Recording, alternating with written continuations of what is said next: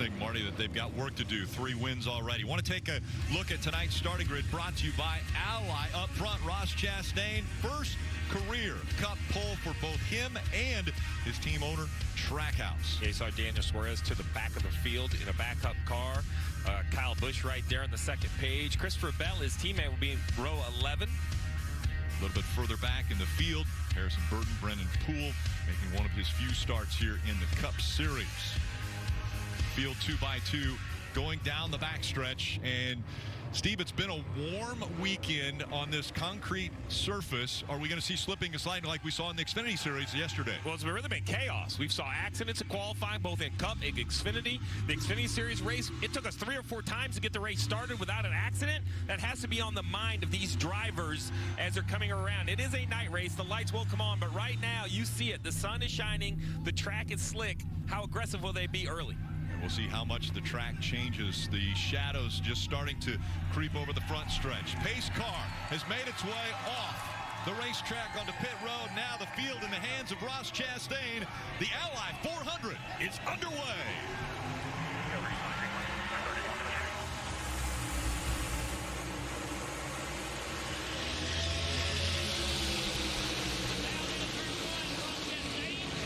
Trying to get clear, can't do it. Now finally off of turn 2, Jeff, clear of Reddick for the lead. Chastain got clear. This racetrack historically has been really wide, a lot of grooves, but yesterday in practice it was kind of one groove on the bottom, so all the drivers trying to figure out where they can go. A lot of accidents. You see cars moving around, sliding around. A tough Xfinity race yesterday. These drivers have to be taking it pretty easy, making sure they understand how much grip this racetrack has.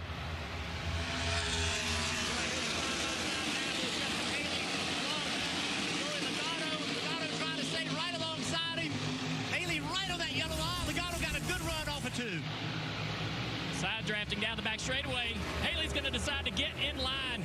Good smart move early in the race. Truex to the bottom, side by side with Byron. Byron to the top of Haley. Almost 3 wide off of turn 4. Haley struggling a little bit with the handling of his car. Really good qualifying run. Thought he had good pace in practice yesterday, but right now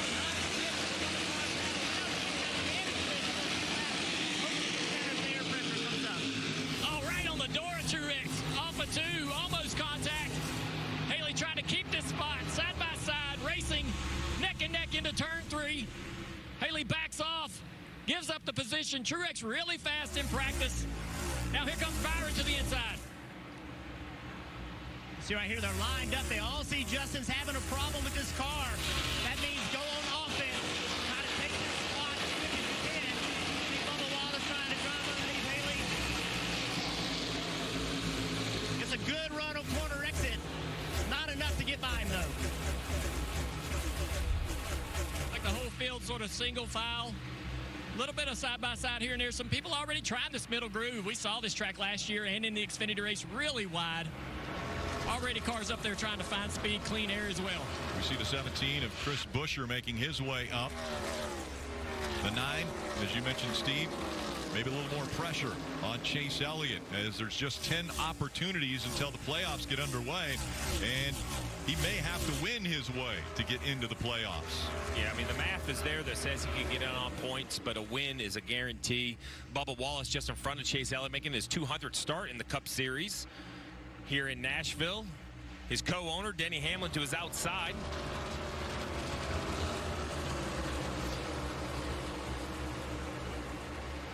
Toyota has been very good here at Nashville Superspeedway. This is just the 3rd race for the Cup Series here on this surface. Great battle down the back straightaway. Bubba Wallace racing his car owner. Always a precarious situation to be in, Jeff, when you got to race your car on the racetrack. Yeah, I feel like what's happened here, though, is Denny's encouraged them to race him hard. Be smart, but race him hard. Get the most you can. You see Denny, little crossover move, trying to get back underneath Bubba to turn into turn 1. Right on the bottom, Hamlin. Bubba Wallace using that second lane, trying to get to the throttle before Denny Hamlin. Denny's got to turn the steering wheel a lot more on the bottom. That makes it harder to get the car to do what you want it to do. That fight for position continues as Hamlin has the shorter distance around the track next to the yellow line, but things tightening up front. Chastain has Reddick now all over his back bumper.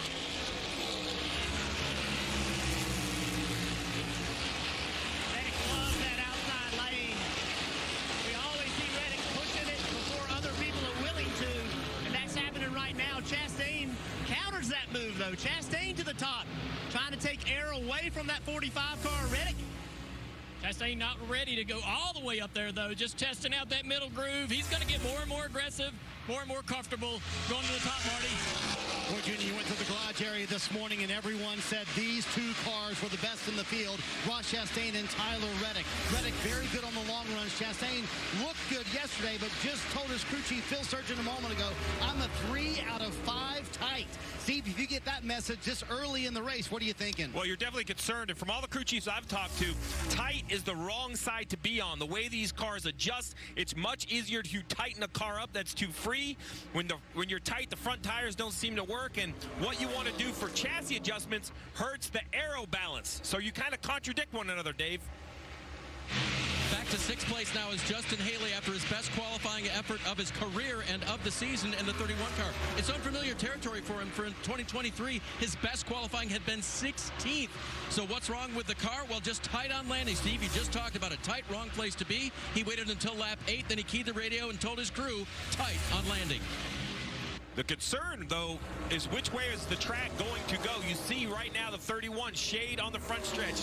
Now down here in 1 and 2. More sunshine on the racetrack. As that sun sets, the track should free up, in my opinion. As it cools, the front normally gains grip. William Byron, what a year. Yeah. What a year for William Byron. We're seeing, I think, a breakout year for the driver of the 24. Big run on the outside as he tries to complete the pass on Joey Logano. Using that higher line, Logano falls back to 5th. Byron up to 4th now. The gap between Chastain and Reddick still 0.2 of a second. You see that on the top of your screen. Tyler Reddick searching for any clean air and a way around that one of Chastain. If you can believe it, Ross Chastain leading. He's the only driver inside the top 5 without a win this season, which is really shocking when you look at Chastain's numbers. Stage wins, how fast this one car is. It's just shocking, really. Not only has he not going to win this year, but when you think about his 2 career wins, it was Talladega and a road course. He hasn't really won on what I would consider a standard, if you can believe it, type downforce racetrack. Maybe this is the day. First ever career pole, blew my mind. Yep. Maybe he'll get that win on a standard type downforce track today. You see, first 13 races, his best finish was 2nd. Last 3, 10th. The numbers pretty glaring there after Darlington and the talking that he got from Justin Marks, as well as the comments that were made by Rick Hendrick about the way he drives. Yeah, you heard Jeff Burton mention it. You know, which Ross are we going to see? I think, I mean, I can't imagine the internal battle, right? He has found a way to be successful, but it's come with a lot of baggage. So which side of the fence does he want to be on? Right now, leading, it's pretty easy. It's the question when you start to have a contested position, then you have to put your elbows up. We heard from Jeff and Junior saying that we're going to see the real Ross Chastain tonight. You're watching the NASCAR Cup Series Ally 400.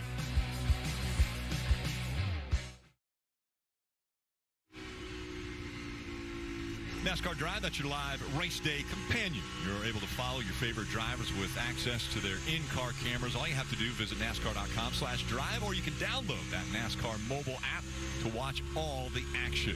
Dave.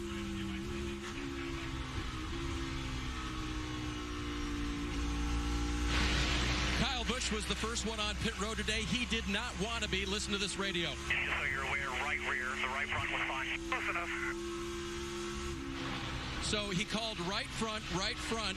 He came to pit road. They said, are you sure it's just the right front? He said, well, I don't know. You can change all 4 if you want. So that's what they decided to do on the 8 car. 4 have been changed, and it was indeed the right rear. It only had 9 pounds of air in it. Steve, that is not enough. No, not enough, but you could look at it either as a bad brake, flat tire, or great brake, that he was able to come to pit road, get it changed out, back on the racetrack. If you're going to have an issue, have it early. Only 21 laps in the race. You see right there, the pink paint pen or blue circling the cut.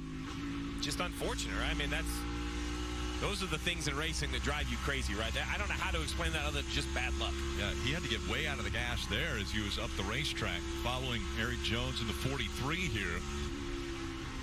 I'm really surprised at how high the groove is moving up so quickly, and that's what I love about this racetrack. Drivers are able to go wherever they need to go, find speed and clean air.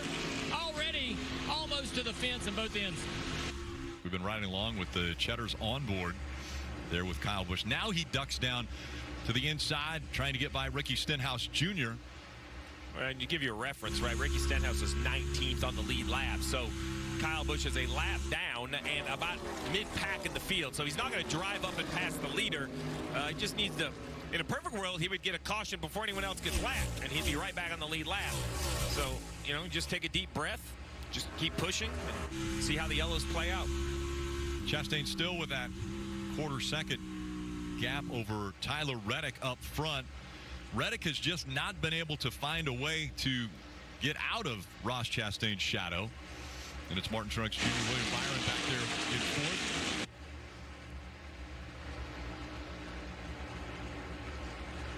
Denny Hamlin back in the fifth spot. Logano, Haley, Elliott, Wallace, and Buescher all in the top 10.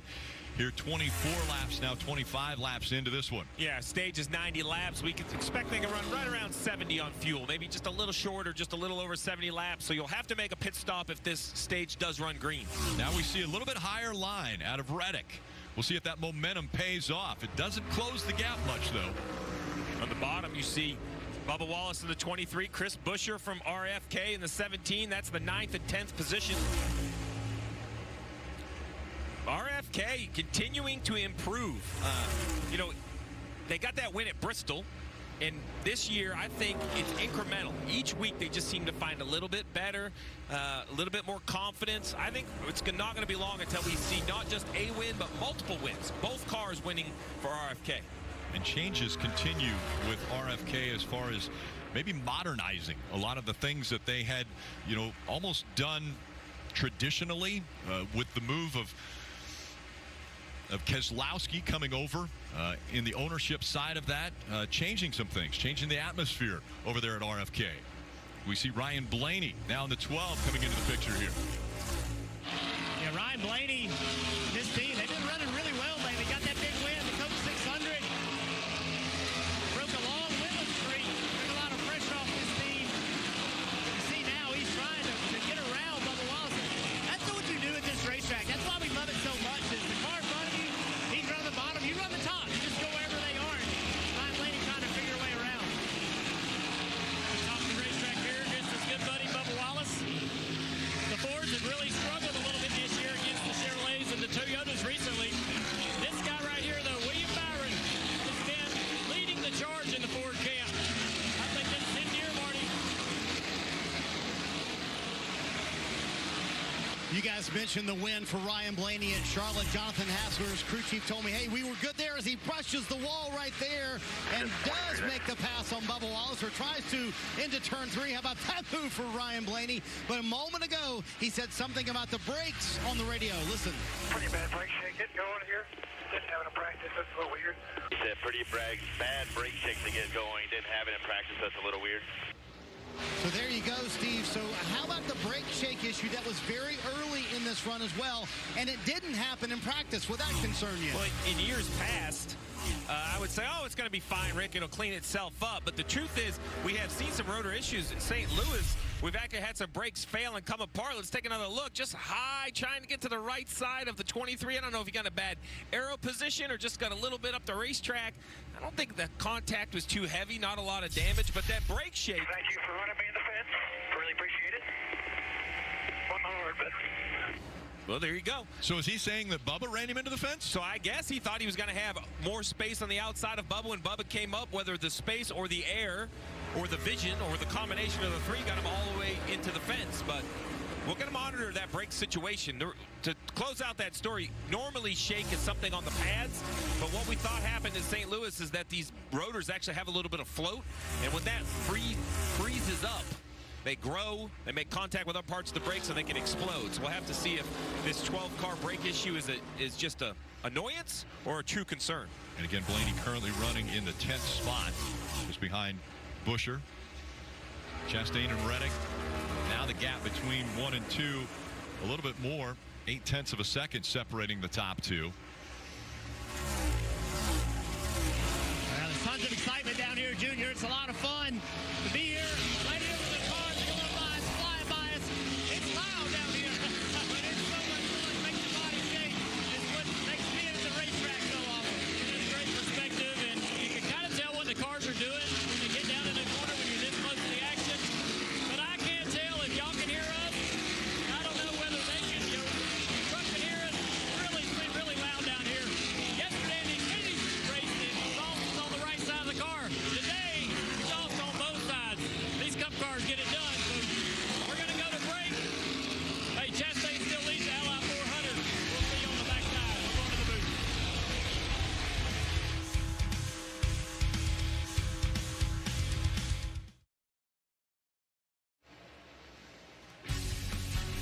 NBC Sports coverage of NASCAR is brought to you by Ally. Do it right.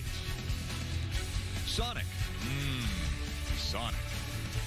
And by Toyota. Let's go places. That's the famous Ryman Auditorium there in downtown Nashville. So many historic acts have been on that stage. Careers made. Speaking of careers, there's a guy that's got a couple guitars after winning at this racetrack. Standing by with Dave. And Ricky's one of NASCAR's 75 greatest drivers. This is Carl Edwards, and he's here this weekend as the inaugural member of the Walk of Fame here at the Concrete Mile and a Third. That's because he won here 6 times overall. It's pretty good. It's not easy here, is it? No, it's not easy at all. Coming in, my wife said, "You must love this place." It's like, man, I've had some real crises in the driver's seat here. It's hard to get a grip on this racetrack. It's so edgy. And when you watch these guys, I mean, they're working hard. Their crew chiefs are going to work hard. It's a really tough place. Not the first time we've seen you back at a racetrack. Are you plotting anything, Carl? No, I'm not. I'm having a lot of fun, getting to do a lot of neat things, but it really is an honor to be here. It's cool to see everybody. NASCAR did a lot of great things for me, and it's fun to be here. And you made your way around the garage. I understand you had a conversation with the pole sitter and race leader, Chastain. So I hear all these rumors, like Ross Chastain's confidence is low. I talked to him. He's got a hop in his step. I think he's going to be tough to beat today. We're glad you're back. Come back anytime, and welcome to the Walk of Fame here at Nashville. That's cool. Thank you so much. Carl Edwards, Rick, always good to see him. Always great to have Carl Edwards. We mentioned the successes of Carl Edwards and what he's been able to do behind the wheel. Everyone on their feet here wanting to see that. The flip from Carl Edwards winning in Nashville. And he gets that Gibson guitar. He's going to play us a tune. That's fun, and what a race, man. That was just really good racing. Awesome job, guys. All weekend.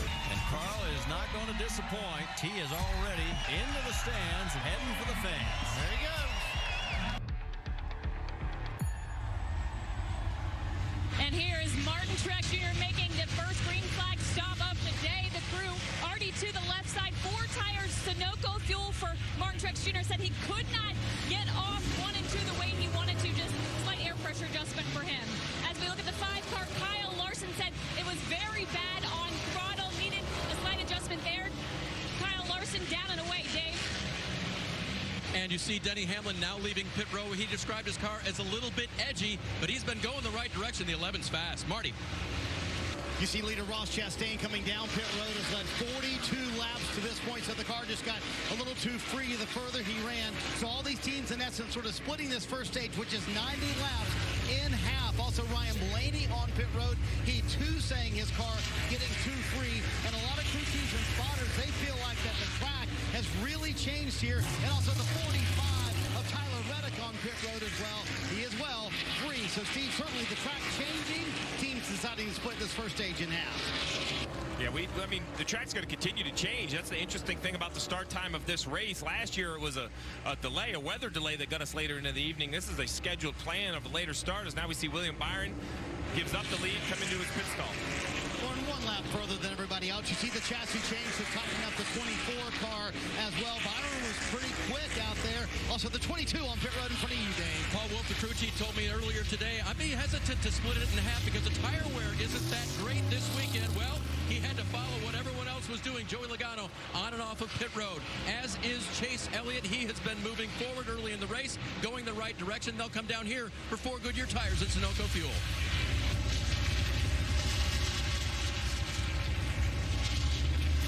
Last year's winner, Chase Elliott. And we hear a lot of teams saying we've got to make some changes, some chassis adjustments. Kim. And here is the 6 of Brad Keselowski, chassis adjustment there. 4 tires Sunoco fuel. They felt confident about their long run. Needed help on the short end. The 34 of Michael McDowell, a lonely roll down pit road at pit road speed because of this, a commitment line violation. You see the yellow line in the orange box right there. He just crossed over it. You cannot touch that box. 4 tires below it. So an issue coming to pit road. For that reason, he had a pass-through penalty. Here comes Alex Bowman. Marty. Alex Bowman will run a little bit farther here. Blake Harris, his crew chief, making that call. He'll come in for 4 fresh Goodyear tires like everybody else. A little 2-3 for him. Now, Daniel Suarez started at the very back of the field in a backup car today. He was so quick coming through the field. So, Steve, if you're Travis Mack, do you leave him out? I guess the answer is no. You come to pit road right now, but Suarez has an awfully quick car. Even though it's a backup car, he was very fast, wrecked in qualifying. This backup car has the same speed as that primary had earlier in the weekend. And that's very impressive. I mean, with the limited amount of practice, the teams just don't put as much effort into the backup cars as they used to.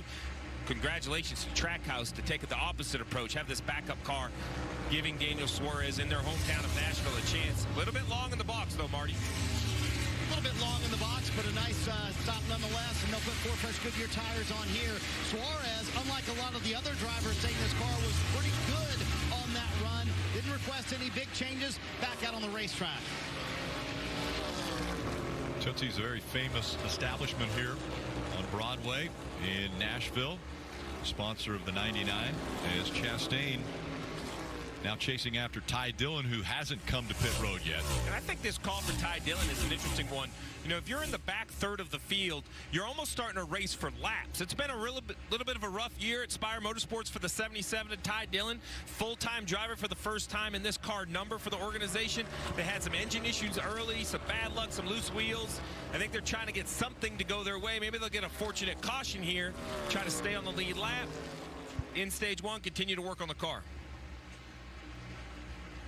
Green flag pit stops have cycled through with the exception of Ty Dillon. Haley to the outside of the 17 of Buescher. Haley again with a career best start, trying to hold on to that track position. We'll be back with more from Nashville.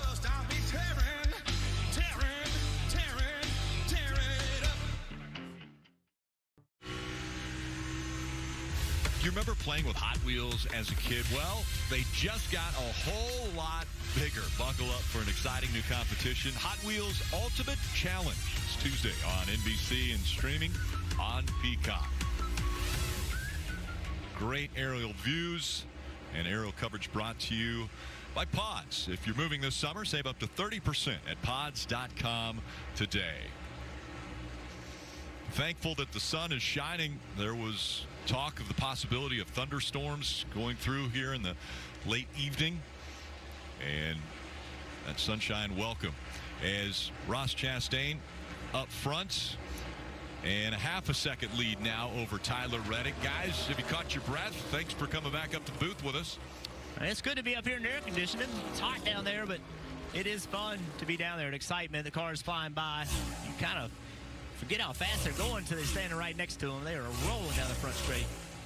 Such a big difference from yesterday with the Xfinity cars and the dual exhausts coming out the left and the right side for the Cup cars. And once they start wrapping around the entire racetrack, it's really impossible to drown out that noise. But it is fun. It is fun being down there, and that energy at the start of the race was exciting. And I'm impressed by this race car and how it competes at this racetrack. I'm impressed with Nashville Super Speedway. I did not think that this racetrack would race this well. The last 2 years has been incredible. And look here, look at this is the type of racing we're going to see all night long. 2, 3 wide even. A.J. Allmendinger trying to work his way through the middle of this sandwich.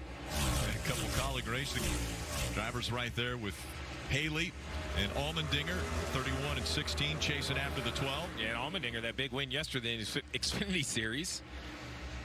And look at this. The one struggling a little bit, trying to clear the lap car. Noah Gragson right there racing him really hard, trying to stay on the lead lap. Gragson back after being out a couple weeks with a concussion. Missed Sonoma, took an off weekend to get a little better. But look, this is not allowing Reddick to close. Reddick is sort of in a position where the air's a little bit dirty. He's on old tires and slipping around a little bit. He's going to go way up the racetrack for some clean air to see if that can help him get this run off turn 2 down the back straightaway. Yeah, one thing I'm noticing is that all the cars are so similar in speed that it's hard to lap. You know, Noah Gregson's running 26, and it's not like Ross Chastain can just fly up here and go blind by him. And to me, like, I think the 42 car of Gregson's doing a great job pinching him off, not letting the one car be where it really wants to be. Graxton's not doing anything wrong. He's got to race hard. He's earned an opportunity to try to stay on the lead lap here, but it's going to create an opportunity. Look at Reddick. He gets to run. Noah backs out of that. Reddick to the on inside. the back bumper. Yeah, here comes the 45. Tyler Reddick trying to take the lead away from Ross Chastain, and he'll do it. Also, keep in mind, been a little activity between Ross and Noah on pit road earlier this year. A little physical altercation.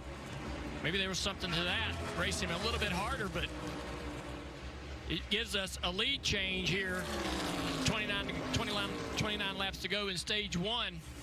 Well, now Noah's mission is to try to stay in this position, to be the first car 1 lap down in case the caution comes out. So that fight that Noah put up delays the 45 car or the 1 car, whichever happened to be leading, to catch the next leader. Look, you can't see the next lap car that would be the next lap car. So Noah did a nice job of slowing them down. Can Ross mount a charge? Is there an opportunity to...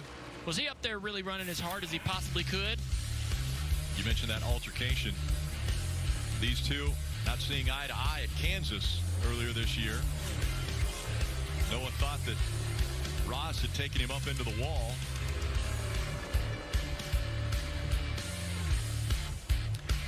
Chastain's going to connect with a right.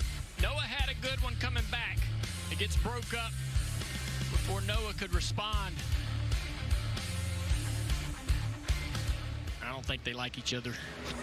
It didn't look like Noah was giving Ross any room when he was trying to get by him. No, he wasn't. And, you know, that's he can do that. I mean, the guy punched him in the face. So he's lost a lap. He's going to try to figure out how to get that back later in the race. I know everybody at home laughed. I laughed too. That was funny. Apparently that allows you to race somebody hard. Yeah. I see a new series. This is Dale Jr. parenting tips 101. If you can punch in the face, you can swing back. Yeah. I mean, I agree with that. Ross is hanging in here. I know that, you know, he might have been just kind of running 90%, maybe 85%. So we'll see if he can mount a charge. Reddick was really fast in practice yesterday. This 1 car was as well, but I think Reddick, we all agree, was probably the best car. But I talked to Ross before the race started. I said, hey, man, I know you're fast, but what's the car like on the long run? He just grinned and nodded, walking away. I think this guy's really confident in what he can do tonight. Teams are going to have to stay up on changes, especially the way the track changes, because that's what happened a year ago when Toyota was so dominant on this racetrack. But then late changes in the race, and it ended up being Chase Elliott who stayed out and was able to get the win. I want to take a look at the Xfinity fastest lap, and it's race leader Tyler Reddick. His 4th lap of this race, 30.318 seconds. Just under 158 miles an hour average speed around this 1.3 miles. Kim. And a team that had a lot of confidence coming into this weekend, it was the 19 of Martin Truex Jr. You see the Toyota onboard camera. After those green flag stops, though, Martin came on the radio and said, guys, the balance is not quite right after those changes. Then he added a little more specificity later in this run, saying he is loose in, tight center, loose off, can't do what he wants with that race car, so they'll look for more changes at the end of this stage, Dave. Chase Elliott is up 5 positions from the start of the race, and he's heard the great words, hey, fastest car on the track, a couple of different times. Not the Xfinity fastest lap overall, but he's been the fastest of everyone a couple of different times. And that is good news. Now, Alan Gustafson told me today they weren't great at the start last year. They won the race. They're great at the start this year. Steve, you know the challenge. Okay, let's keep it great while the track changes. That's it. You know it's going to change. You have an idea which direction it's going to go. As now we see the battle for the lead back on as Chastain has caught the 45. He's to the inside of him, Rick. See if he can make the pass down there on the yellow line, but he's going to have another car. Slide job. To come and affect him. Slide job, Rick. I've heard that before. We see the 45 of Reddick making his way back up in front. Did you think that the 1 was going to slide up into Reddick there? He was just trying to take his line away, seeing if Reddick would back out of the gas. He throttled up with the only opportunity really he had to try to take that spot away. That tells you how hard it is to make the pass, but I'm so glad to see this one loses the lead. And now he's going to be able to have enough race car to try to go back up there and get that lead back. Comers and goers, this 45 not good out front. Look at this. Todd Gilliland and 38 on the inside. It's closing the gap again between 1 and 2. Now we'll see if Chastain can mount another surge to see if he can get by Reddick. He goes to the top of the racetrack down here, Rick, trying to see if he can create some momentum. He's passing a lap car, but also running the top.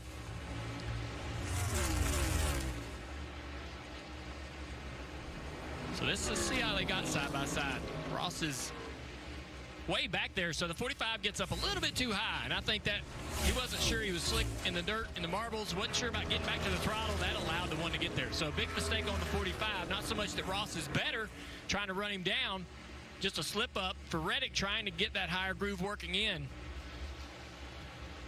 The drivers talk about not being able to really see where the groove is. Obviously, you can tell where the rubber's put down, but they don't know where that resin on the racetrack is. It doesn't have a color. So when you try to move the groove even higher and higher and higher, you take a risk of getting up there in the dirty stuff. Reddick's been out front for 11 laps. He's being chased by Chastain, who was up front for 52. The top two separated by half a second.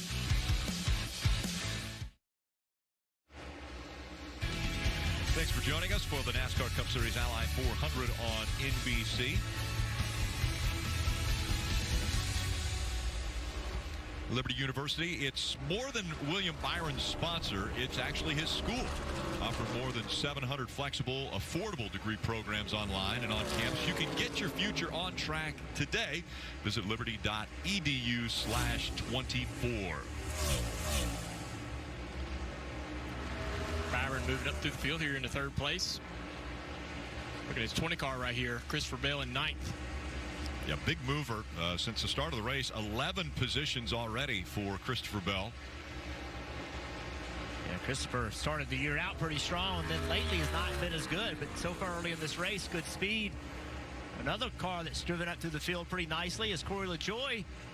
Corey had to do a lot of repairs to this car after a qualifying accident. He had to start in the very back of the pack. He's driven up to 25th. Yeah, they didn't have to go to a backup. They did have to check basically the rear bumper, rear fascia, quarter panel. Made some pretty decent contact with the back of the car off turn 4 in qualifying, as you mentioned, Jeff, but were able to stick with their primary car. LaJoie getting that opportunity to fill in for Chase Elliott, and that kind of dream job of driving for Hendrick Motorsports. Corey LaJoie has been a very strong contender. When he gets the opportunity, we saw him at Bristol fighting up front. When he gets the opportunity, has a good car underneath him, he's very competitive.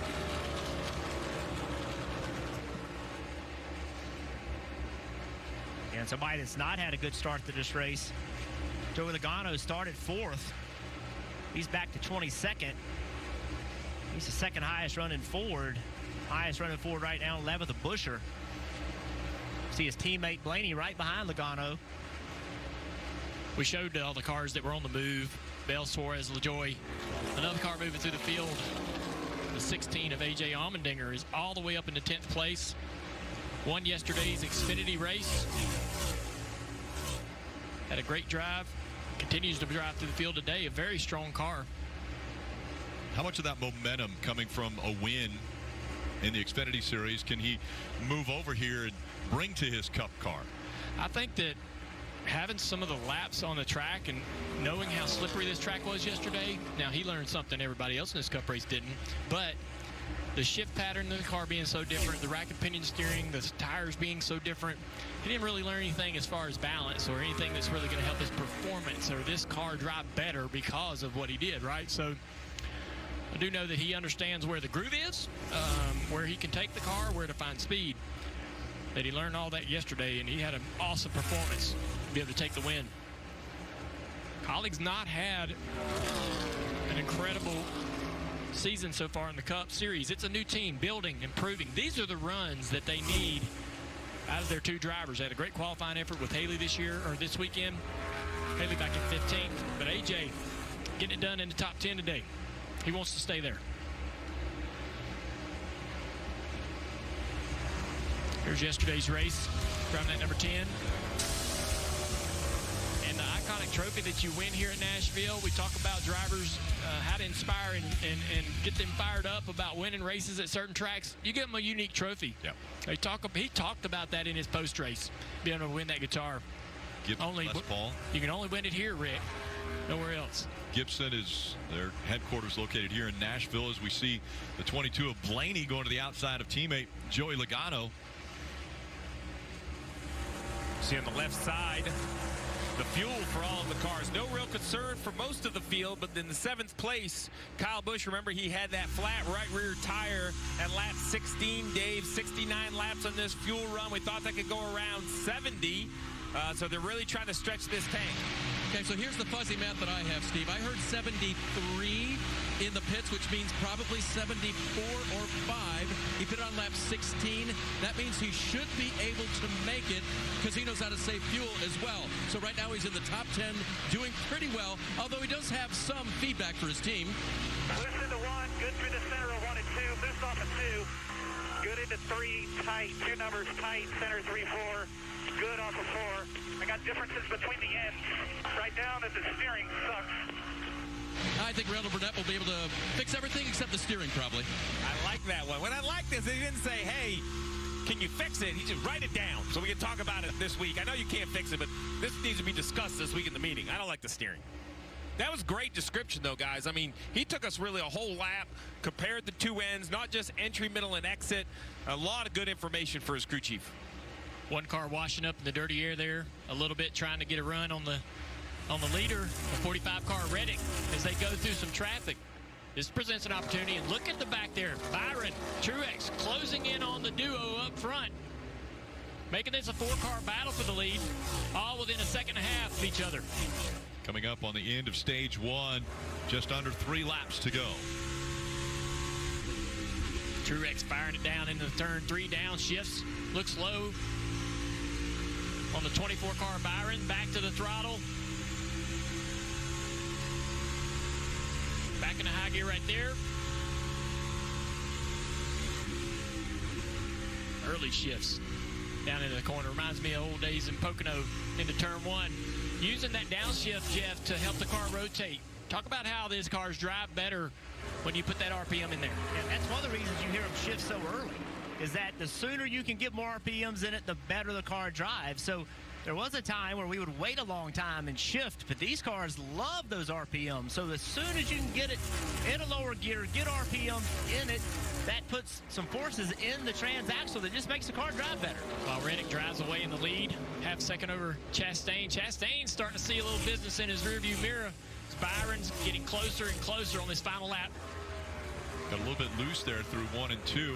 Did the 1 of Ross Chastain, and now Corey LaJoie making it a little bit more difficult for Tyler Reddick on this final turn of stage 1. But it's going to be Tyler Reddick grabbing his 3rd stage win this year. Ross Chastain, William Byron, Martin Truex Jr., and Denny Hamlin, the top 5 in stage 1. And Corey stays on the lead lap there by racing hard. You know who's happy about that? Noah Gragson. So he'll be the first car lap down for an opportunity to get the free pass. Chase Elliott, 6th in stage 1. Once again, a great event from here at Nashville Super Speedway. We'll brush with the wall there on the 12. Ryan Blaney. How about a brush with a bowl? Yeah, that's in the infield here.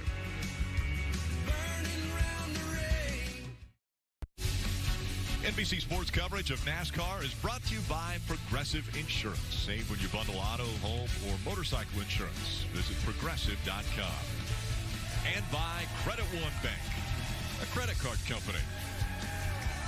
Sold out crowd here at Nashville Super Speedway. All smiles on the face, even of that fan right there.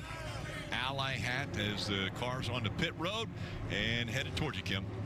Top left, Martin Truex Jr., 4th place finish in that stage, but he said, I'm disconnected in the rubber. I cannot carry momentum. The left rear getting a little bit squirrely for fresh Goodyear tires, Sunoco fuel for Truex, Dave. Number 11, Denny Hamlin gives up 5th position. He said it was migrating just the same as the first one, but a little bit worse turning in the middle of the corner. Marty. Playoff point in the books for Tyler Reddick. He said he's loose on throttle, and also a mention of brake shake, which we heard earlier from another car as well. Nice stop by that bunch also up on front of pit road. Ross Chastain said his car too free on exit, but the best stop, William Byron and his team showing why they've been number 1 on pit road. They leave with the lead, Rick.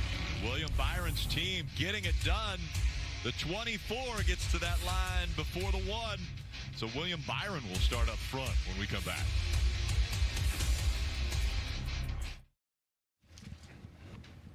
History will be made in a week. Yeah, that's Lake Michigan back there. It's the Chicago Street Race. For the first time ever, NASCAR will have a street course that they will race on Saturday. It's Xfinity Series on USA. Sunday on NBC, the Cup Series. And what an incredible facility this is. Grant Park, Buckingham Fountain, right there in the center of all the action. Of course, it will take place on Columbus Drive.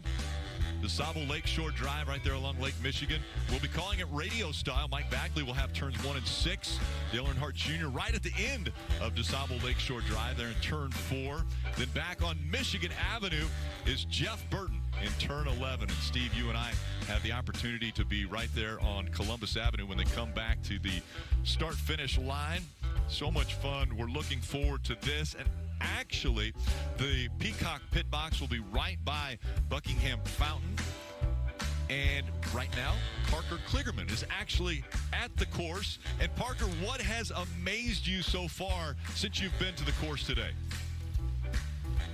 Well, Rick, as you can see right now, it was actually pretty nice. And then just as we started this, it started downpouring here. But behind me, you can see the beautiful skyline, and it really gives you a sense of how this track is deep in the heart of Chicago. And right now, I'm standing in what's called the President's Paddock Club, which is an Ida B. Wells Drive, which leads to sort of the entrance of the city. And actually, it's at the end of where turns 8 and 9 are on this 12-turn course. And it's fitting that NASCAR would choose Chicago as its first ever street course race, because back in 1895, the first ever major auto race in America was held here in Chicago to Evanston and back to Chicago. It was 54 miles. It took 10 hours and 23 minutes. And I'm no rocket scientist, but I think the races on Saturday and Sunday will be a little faster than that. And I can tell you, it is palpable, the enthusiasm that this city has for this racetrack. As I walked around here today, you could see fans and people taking pictures of the course being set up, the grandstands, all the event atmosphere around here is starting to build up. You can just tell that everyone's excited. Yeah, smiles on everyone's face. Parker, thank you so much for being out there. We appreciate that. Getting us a little preview of what we're going to see next week. Oh, it's going to be so awesome. A few quick updates. The 4 and the 8 both caught speeding, and A.J. Allmendinger lost a few spots with a slow pit stop. Coming back to the start of stage 2. Again, William Byron with that great pit stop. He's up front with Ross Chastain on his outside.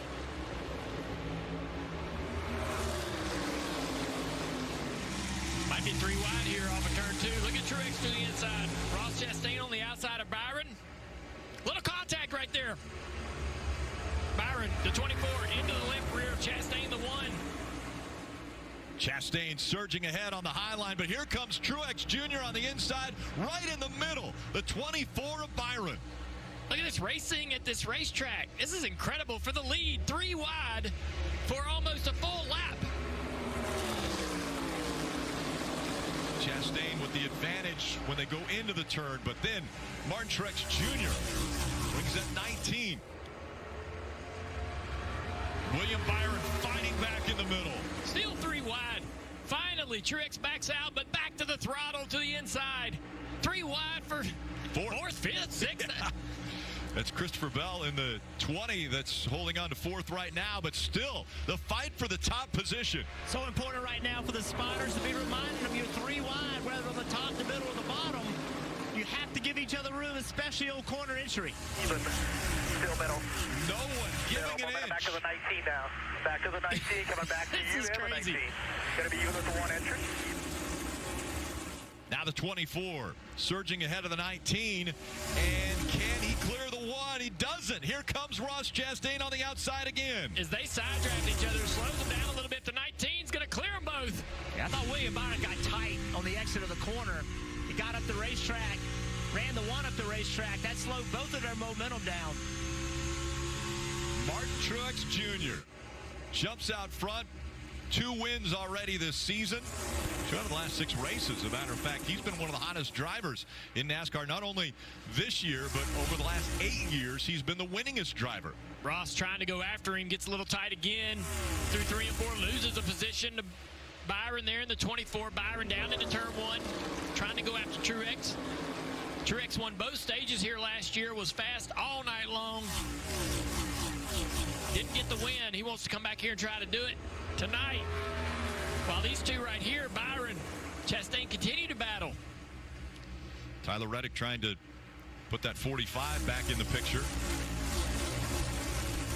12 of Blaney trying to work his way up through, possibly into the top 5 side draft. And that 5 of Larson. Larson battling hard on the outside.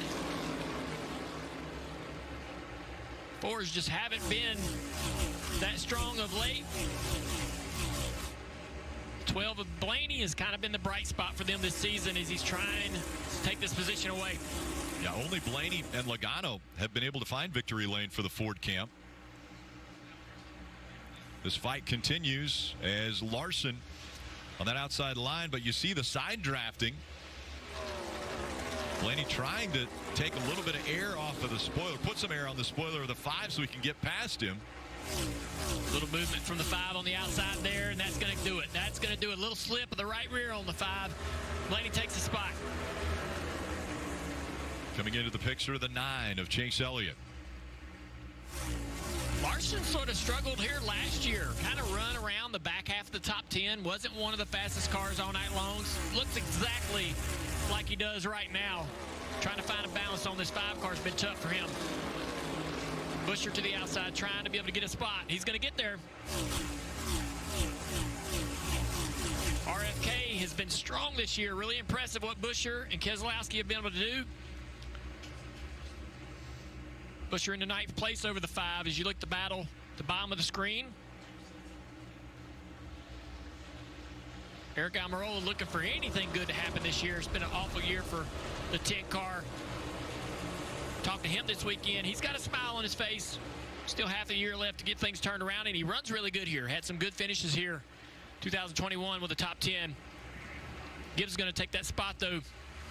And here comes A.J. Allmendinger in his 16 car trying to work his way back toward the front after a tough pit stop. Lost him a few spots. To his outside, Alex Bowman in that Ally 48. That was right up against the wall there. Yeah, Bowman not happy about that. Bowman into the door, hand out the window. Hey, man, come on. Give me some room. My goodness.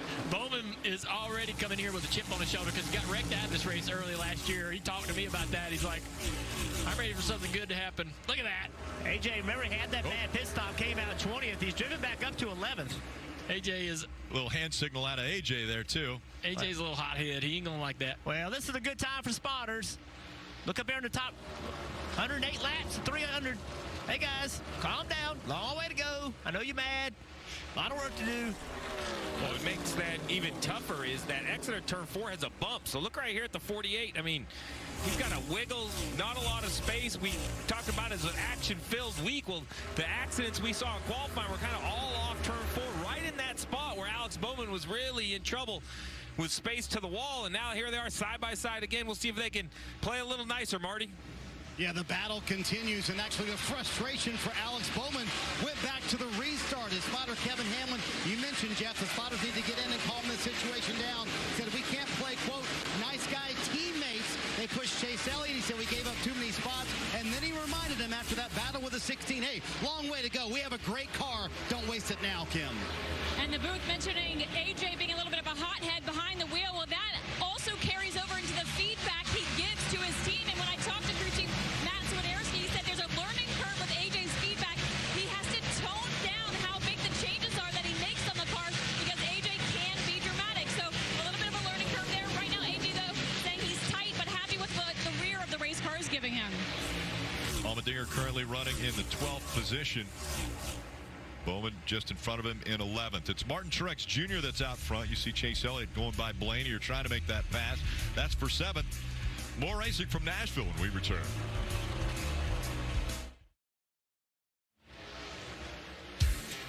Moving this summer? Join the 6 million families who discovered a smarter, more flexible way to move with Pods. Save up to 30% now at pods.com today. What a crowd, Rick. I mean, it's a sellout. Place looks amazing. We were coming in early today, and the parking lot was already half full. I mean, these people came out. They came out in droves all day long. This is the party is continuing. Look at all the smiles. You see that? That was a 78 Martin Truex Jr. hat with the 19 Martin Truex Jr. T-shirt. That's like showing your fan commitment through the generations. The years of support. I like that. Martin Truex Jr. out front by a second and a third over William Byron. Byron had got the lead after his pit stop, but it was Truex that was able to get by him after that three-wide battle. And most recently, the 19 of Martin Truex Jr. Very impressive run at Sonoma. It was impressive because, no stage breaks anymore at the road courses. So the strategy gets a little bit more, spun around, can get mixed up. And the 19 actually got a bad break when a yellow came out, lost a bunch of track position, and was able to drive through the field. That's what really impressed me, not just the speed, but once he kind of got mired back there in traffic, he found a way back to the front. Impressive drive for the 19. I mean, these numbers right here are just amazing since 2016, right? 30 wins. And think he had a winless year last year. So, when you think of 30 wins, it was fun. We had him on the Peacock pit box during qualifying, and he reminded me of the Truex that was so close to winning some of those championships, winning all those races, had a smile on his face, was excited to be here. Him and James Small have definitely had some ups and downs. There's James on top of the pit box. Their communication style is a little unlike anything else. We heard about how Allmendinger gets fiery on the radio. Well, this time I'll actually reverse it. I think Truex is the calm one on the radio. James is the one that kind of pokes him back a little bit, but it works for these two. Well, a lot of criticism last year, right? They didn't make the playoffs. They finished fourth in regular season points, but they didn't make the playoffs. And Truex is a driver that we become accustomed to contending for championships. And, fourth in regular season is great, but you got to win. And they found they didn't win, but this year they've been able to get those wins, and things are much, much better. Well, there's action. We saw that three-wide battle for the lead was just, my mind was blowing. It was exploding trying to figure out what's happening. But there's beating and banging all over the racetrack. We've seen the 16 and the 48 go back and forth at one another. The 47 of Ricky Stenhouse Jr. and the 3 of Austin Dillon. They also have, I won't say traded words, but traded some gestures, took a couple swipes at each other on the racetrack. You can see right here, this is the 47. He was clear-ish. I mean, he comes all the way up right here. And I mean, the 3, I think, has no choice. I don't know if he was going to continue to take him up, and there's actual contact. I think the 47 had a bobble right there and chased it up into the 3. This is the 48. Telling the 16 he's not happy. We've seen them going at it. One thing about this car I noticed is that drivers run other drivers out of the groove more than they have in the past. It's become a way you drive these race cars, is you go to the throttle so early and you just use all the racetrack up, and if somebody's out there, you just kind of run them out of the groove. And you hear a lot of drivers talking about others being not respectful, and that's what they're talking about. It's just, that's something you didn't see in the past, but it's become fairly custom to watch it. And the reason why I think they're able to do that is because the way this car doesn't get loose and doesn't lose side force when you drive up next to somebody. So if you're going to get up close to somebody with the old car, you tend to get loose right when you got next to them, and you're definitely going to make contact, take you both up into the fence. This car here, you driving the gas, and when you get next to another car, you don't lose any of that side force and rear grip. Kevin Harvick right here off the rear bumper of Stenhouse. Harvick had that speeding penalty, so he's driven himself back up. He's just outside the top 20. Stenhouse running 20th. Great look right here from the Ballpark Buns camera. Looking back. Jeff, you talk about that move, and I remember the first time we saw like those big slide job moves, and you were unhappy with those. You said that would never happen when you were a driver. I'd love to see your reaction if someone just ran you kind of up and took the lane. You guys would lose your minds. Would not have been happy. Stenhouse was just right into the back bumper. The 22 car lost a lot of air. Lost the whole car, and the 4 is going to get by him right here. 22 falling backwards through the field. Logano struggling.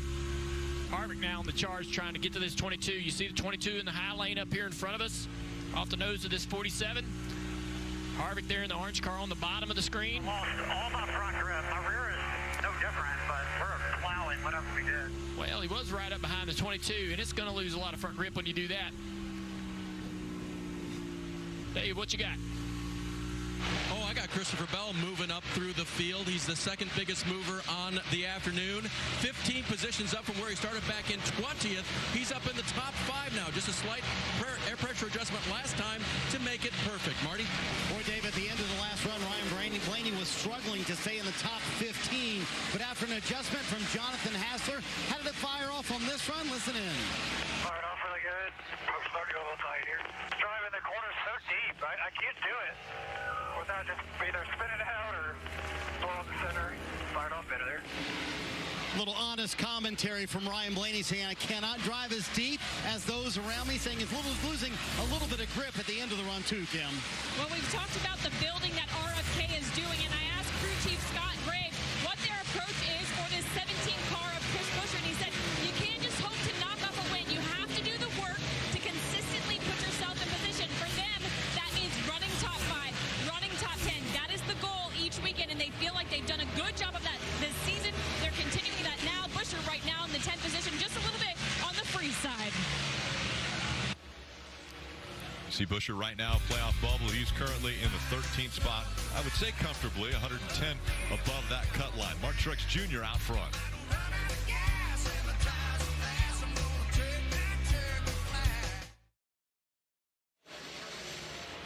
Nashville, Tennessee, the cornerstone of the music industry. You think back to 1959 when Dolly Parton started out here. And in the 60s, Jimi Hendrix, Billy Cox, Otis Redding, Little Richard, Etta James. So many names made here at Nashville. It's the NASCAR Cup Series Ally 400 on NBC from Nashville Super Speedway. Mark Truex Jr. still out front, has a little over a second lead over Tyler Reddick, running in the second spot. And Reddick was able to get by Byron. As we'll take a look at how that pass was made. Byron to the top of the racetrack. Reddick turns down off the bottom of the corner. Down the back straightaway, a little bit of a side draft. Doesn't really get too aggressive with that. Byron lifting, allowing this 45 to go by. Realizes that he doesn't have the car to hold him off right now. About 15 laps away from the halfway point of this race, and already the front stretch completely in the shadows, so the track will be changing, Dave.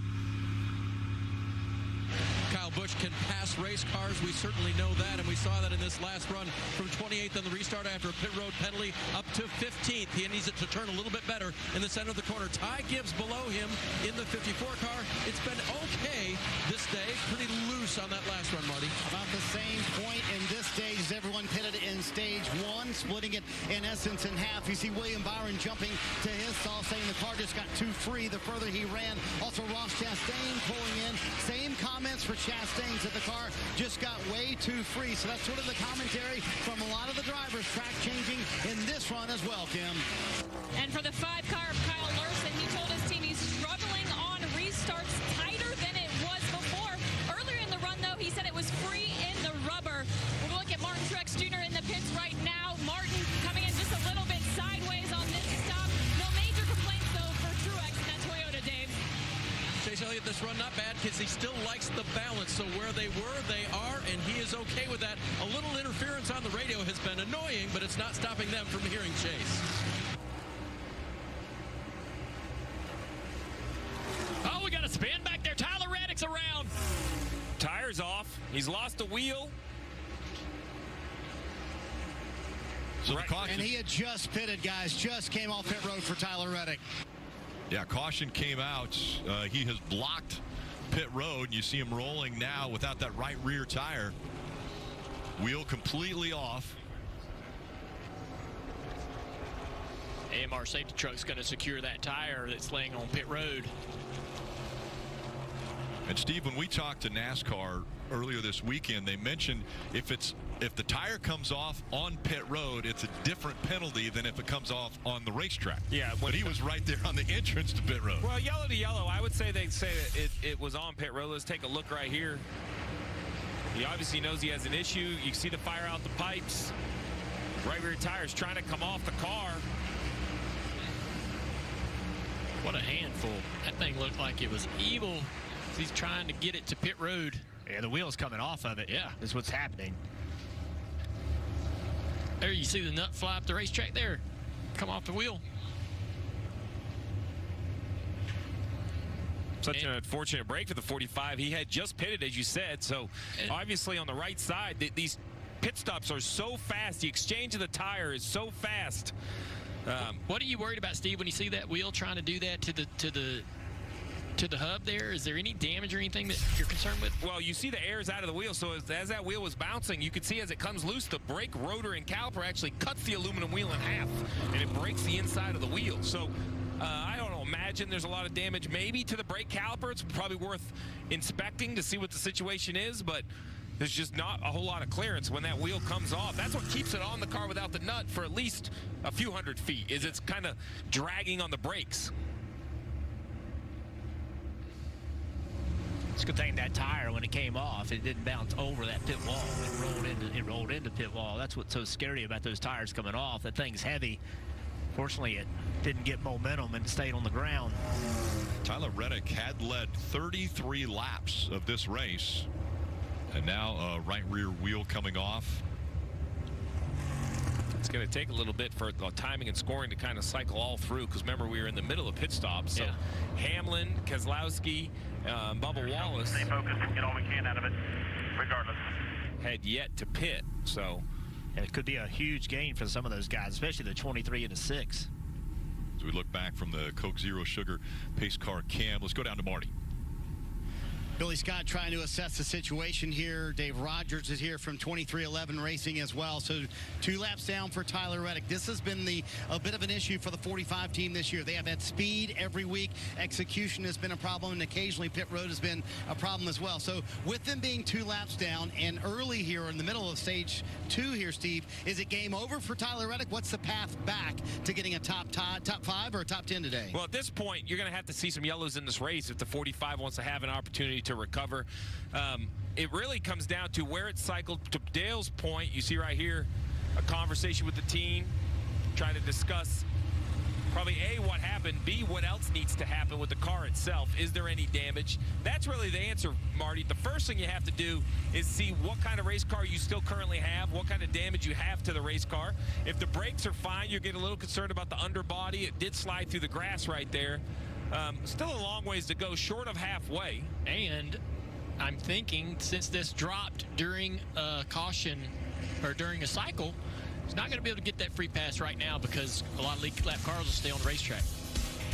The 11, the 6, and 23 all came to pit road during all this chaos.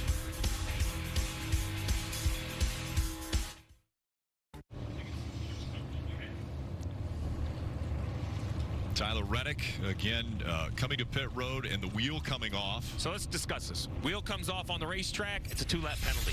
If the wheel comes off on pit road, it's a tail end or a pass-through penalty. So the wheel's loose, you see it, but this car is past the yellow line. He's now on to pit road, even though he's in the grass and backwards. This right here should be the lesser of the 2 penalties. I believe Tyler Reddick is going to have a tail end penalty because it's under yellow.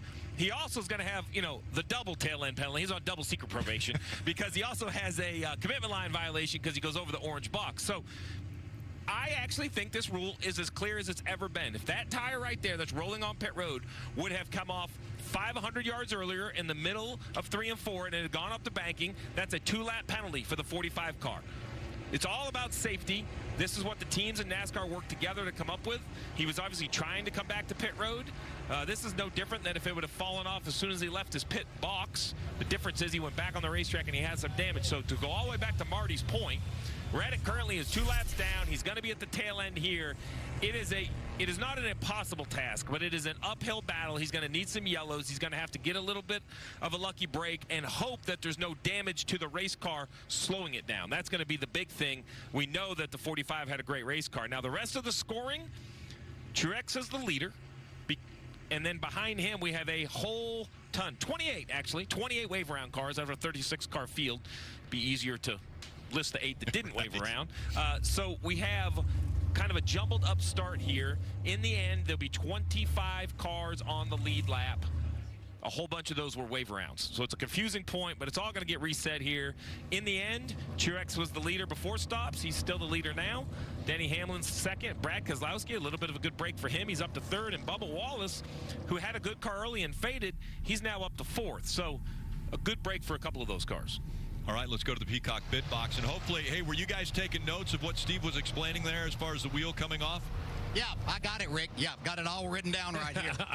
But we're going to talk about something else, which is Tyler Reddick and this team, which is a championship caliber driver and team to a certain extent. Yes. But they've got some things to clean up here, KP. Yeah, you know, it's that extra half second, that extra fraction of a second to get that lug nut tight. When you run like these guys have run, you can't afford these mistakes. These are mistakes that take you out of scoring those 10 points for winning that segment, scoring those 9 extra bonus points or that extra playoff point.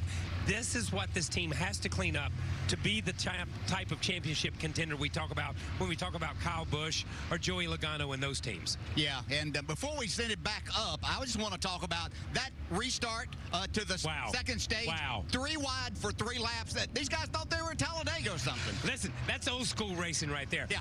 You used to see that at the fairgrounds. You see it at Talladega. You see it at Daytona. You see it other places. But on a 1.5-mile racetrack, on this mid-range super speedway, very rarely. I was on the edge of my seat, and I know you were too. Yeah, sure was. Well, we were as well, as they're now choosing inside or outside lines for the restart. Dave. Kyle Busch is back in the mix. Here's a discussion with his team. We got a good car, man. We'll make up for it. You're doing a great job out there, all right? Yeah, 10-4. Not bad getting us behind. We'll keep marching along. Yes, sir. Doing a great job. A little positivity there between crew chief Randall Burnett and Kyle Busch. 15th now as they go by the choose line and within striking distance of the front. Dave, there are things in a race that can really change your outcome to the good or the bad. That was a situation right there where 2 drivers in cars, the 6 of Keselowski, the 23 of Bubba Wallace, that caution came out at a perfect time. The 6 was 18th. The 23 was in 22nd. Look where they're running now. They had not pitted, so that was a huge gain to these guys. Let's see if they can take advantage of it. So the 11 and the 19 lead lap. 6:23 lead lap. 24 lead lap is a free pass. The 2 is a lap down. This is a very rare occasion, so the field's a little mixed up. What you need to know, the Gibbs car's on the front row, that is for the lead of the race. Coming back through the restart zone. And again, race leader Martin Truex Jr. First into the gas. Door to door, contact! The 6 falling back quickly. Big crash back here. Here comes Blaney around. Kyle Busch going in. Will they miss the wall? A close call there. Blaney may have gotten into he did hard into the inside wall. Heavy damage to the front of that car. Man. That must have been a pretty hard impact. We don't see these cars suffer that much damage. Just recently, with the improvements to the front and rear clip, they've made them a little more collapsible so that they do collapse so that the driver doesn't take so much of the blunt of that force. You can see right there above the car where the car impacted this wall on the inside. AMR safety crew immediately to Ryan. That is heavy damage. The front of that car is really destroyed. Yeah. That wall right there, a concrete wall on the interior of this racetrack. And we put safer barrier all the way around this place on the inside, outside. You sometimes don't put it somewhere. Cars have a way of finding those areas. We've went through this on all types of circuits throughout the series. Cars go in places you never thought they would. It almost looked as though he couldn't steer it away from that wall, too, because he was headed in a straight line right at the wall when we saw the 8 be able to veer off and go a different direction and not make contact. Yeah, just a weird series of events that put him in motion toward that wall. He's getting down on the ground, getting some great treatment here from the AMR safety crew. He is out of the car. They will make the mandatory trip to the infield care center to get checked out. A doctor that travels all the time with the AMR safety crew down there. Let's take another look at what happened. So the 6 car struggles, and you have to wonder how that stacked up everything here. Kyle Busch gets in the back of the 12 and turns him around. Yeah, I mean, he just couldn't steer the car away from the direction it was going. I don't think there's anything Blaney could have done to change where this car was headed. Yeah, that all started way ahead of him, and right there, that is such a massive hit. Yeah. See, it started way in the front, and now it's just a stack up. Alex Bowman into the door of the 8 right there. A little contact on the right front of this 48 car. Blaney gets off the brakes, trying to hope that that car is going to start to turn, and he can correct it.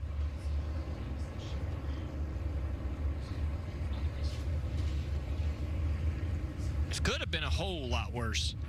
You know, the car not being able to accelerate.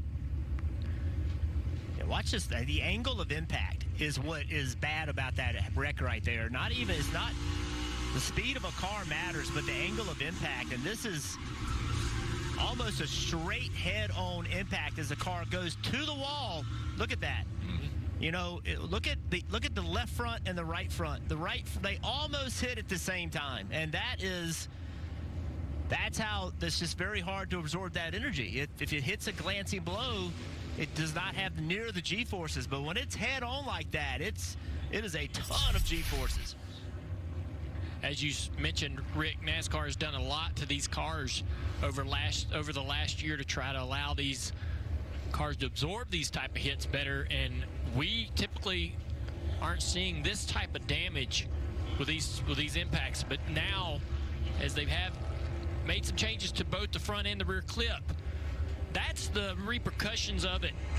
You know, that's going to tear up a lot more stuff. They're going to spend more money in repairs and so forth, but it allows the car to absorb these hits so the drivers don't have to. Well, we saw the 6 of Brad Keselowski was the car that seemed to have a trouble going on the restart. Let's listen in. This thing does not go at all. It hit me so damn hard, I lost the shifter. Yeah, 10-4. So I guess he like his hand came off the shifter, like he got hit from behind and he lost grip of the shifter? Well, it sounded like it started with his car doesn't accelerate. Like it doesn't accelerate. He said it doesn't go, and because it doesn't go, he hit me so hard, and yes, then it knocked his hand off the shifter. But why won't it go? That's what I want to know. And I think that's what Brad Keselowski wants to know as well. So this one happens. 36 still to go in stage 2, but a big hit here for Blaney.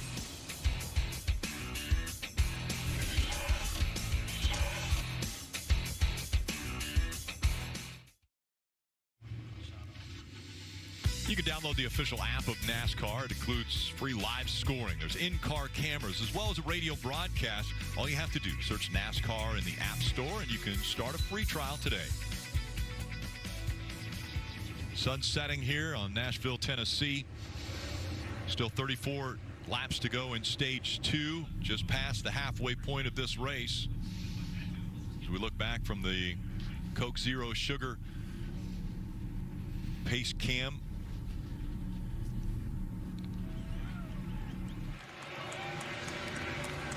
Martin Truex Jr., Denny Hamlin once again will try the restart.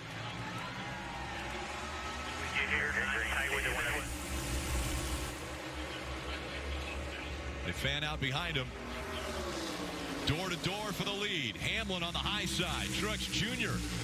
right along the yellow line. We saw a lot of this last year, Rick. This 11 car, Denny Hamlin and Truex battling all night long, and here they are again. Insert the 23 of Bubba Wallace in the picture as well. Denny fighting hard on that outside. A little side drafting there by Truex Jr. trying to slow down the 11. Denny shoots high here to get a good arc into the corner. Trying to catch up, make some good speed in the center. See that helped him a little bit through the middle of the corner. He's able to stay side by side. Down the back straightaway. Truex gets away from the 11, so he can't side draft. Now they're side by side, nose to nose. Still out there, whole lane off you now. Still even top. Quarter. Still quarter. Still quarter. Teammates being really competitive right here. Well, the other thing that's helping them is they don't have to worry about what's behind them. They can just focus on completely what's next to them. Don't have to look in the mirror at all. He's These restarts are insane. 3 wide, now this two wide battle. Lap after lap, Truex again getting away from the side draft. Goes back up the racetrack when they're nose to nose.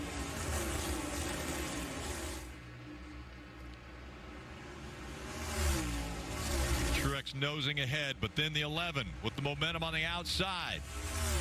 Almost a dead heat at the finish line. Denny drives it into one really deep right there. Truex to the center a little bit better. Oh, really tight off of 2. Back even win. Still just you and him. 6 off It doesn't get any better than this. You hear the spotter say, just you and him. Still even 1 lane. This is awesome, awesome. Being able to look out this window right at the 11 car trying to work on the outside here. The side draft from the 19. Pulls him forward. Truex noses ahead. Denny swings wide again. Tries that same entry into 1. Yeah, Truex can't clear him because the 11 of Hamlin's able to just go to the gas really well, and then he's going to clear him on the outside. Just be able to carry that momentum on that high line. And Truex can't stand it. Denny's up there like, yep, I got you. Truex wants to get back there and race him again. Take the spot back. Hamlin now has been out front 8 laps of this race. Chastain's led the most at 54 laps. Truex Jr. was out front for 50. Watch what these drivers do. Wherever Hamlin goes, Truex is going to try to go somewhere different. It's just a race for clean air. So Hamlin's trying to guess what Truex wants. He thinks Truex wants the bottom, so he's going to the bottom. Truex is forced to go to the middle. It's a cat and mouse game. Yep. I'm going to try to take your line away, and I'm going to try to guess where you want to be. Now, Truex has got to try to surprise him a little bit at some point, and Hamlin will do the same. But there it is. Hamlin went to the middle. Yeah. Look at him driving down across the nose. So he sees in the digital dash, it's so clear. It's like looking at a TV screen. He sees where this 19 car is behind him and can take his car anywhere he needs to go to take that air away and block. I find that fascinating. I know for years it was a bit frustrating when these cars had them really tall rear spoilers of how much blocking for air that was going on. But it's so close in speed that anything you can do to hurt your competitor, it matters. I mean, it's amazing how close in speed all these cars are. Oh, Bell to the outside of Ross Chastain here for position. That's for 5th. Yeah, the 1 in 20, they're really close off of 2. Hamlin with a 2-car length advantage. Now 3 car lengths in front of Martin Truex Jr. and increasing, while Ross Chastain trying to fight his way back up front. Chastain up to 5th. Bubba Wallace in 4th. William Byron in 3rd. Got 9-car Chase Elliott with a good run on the 20 to the inside down the back straightaway. Noses up even into turn 3. Bell struggling just a little bit. Lost the spot to Chastain. It's going to stay right here on the door of the 9 down the front straightaway. Christopher Bell fighting in that Toyota to get by the 9 of Chase Elliott. About all the racetrack in the shade now with the sun headed down. Starting to change the temperature of this racetrack a little bit. And it's going to give these drivers more grip, more confidence to run down here on the inside like this 9 car's doing right here. Let's take a look at the Toyota driver update as we have quite a few up here in the top 6. Denny Hamlin, Martin Truex Jr., Bubba Wallace, and Christopher Bell all inside the top 6. And Ty Gibbs back there in 13th. The gap between 1 and 2 has shrunk. It's down to a car length. Here comes Martin Truex Jr. throwing it in low and a little loose. He dove it down in there.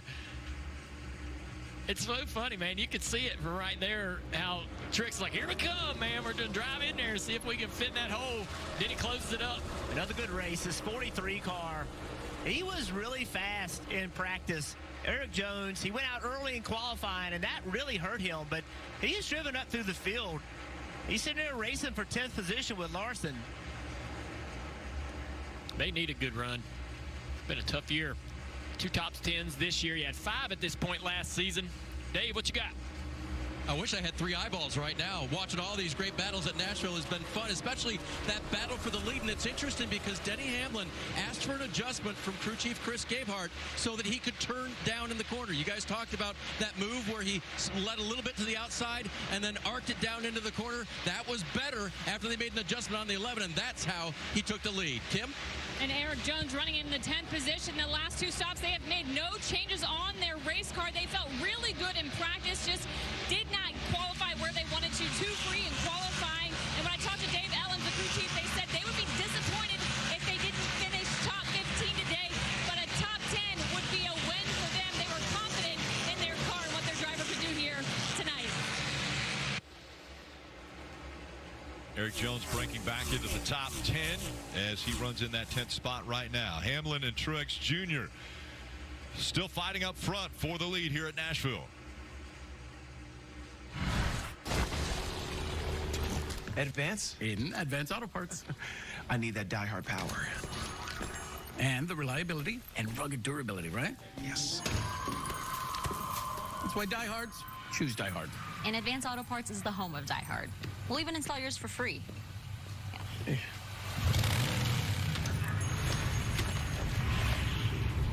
Abuela? She makes the best tamales. This is how we advance. Get a free ticket to see Indiana Jones and the Dial of Destiny when you spend $35 at Applebee's. Applebee's. Now that's eating good in the neighborhood. This is ready to go online. Any questions? Yeah, I got one. How about the best network imaginable? Let's invent that. That's what we do here. Quick survey. Who wants their internet to work pretty much everywhere? And it needs to run smooth, like super, super, super, super smooth. Hey, should you be drinking that? It's decaf. Because we're busy women. We don't have time for lag or buffering. Who doesn't want internet that helps AI do your homework even faster? Come again? Sorry, what was that? Introducing the next generation 10G network, only from Xfinity. The future starts now.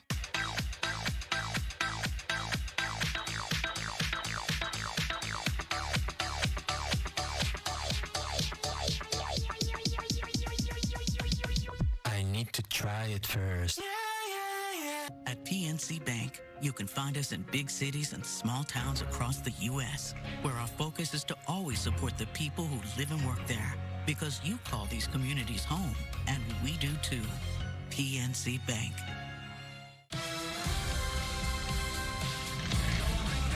Get a free ticket to see Indiana Jones and the Dial of Destiny when you spend $35 at Applebee's. Applebee's. Now that's eating good in the neighborhood. In Chicago, we take sports seriously. After all, we've seen just about everything. A curse lifted, 6 cups hoisted, and a dynasty. But there's one thing we haven't seen until now. Nascar. Right on the streets of Chicago.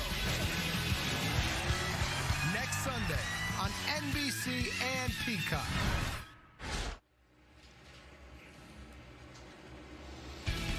The NASCAR Cup Series Ally 400 on NBC.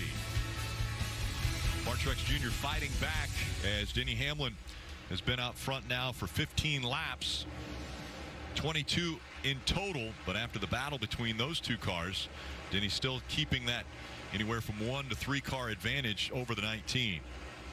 News this week, Kevin Harvick wrote a letter to Josh Berry because we found out that Josh Berry is now going to be driving the number 4 for Stewart-Haas Racing after Kevin Harvick finishes the season. We knew this was his final year. He's going to go to the broadcast booth, work for Fox Sports in the first half of the season. But as he steps away, the 47-year-old, 60 career wins, a certain Hall of Famer, as he's got a championship as well. What a career it's been, but that was the big news. The naming of Josh Berry will be behind the wheel of the 4 next year.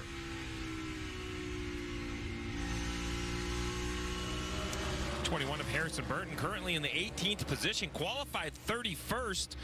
Really the bright spot for the season for this team has been Darlington. He finished 6th at Darlington. I really think it comes down to qualifying. Like here today, qualified outside the top 30. He's slowly continued to improve, just over 50 starts, getting more and more comfortable, I think, in this series. And this is another good example of it inside the top 20 at past the halfway. And we've documented some of the other Fords that are struggling. So I think a decent run when you look at all the other Fords in the field.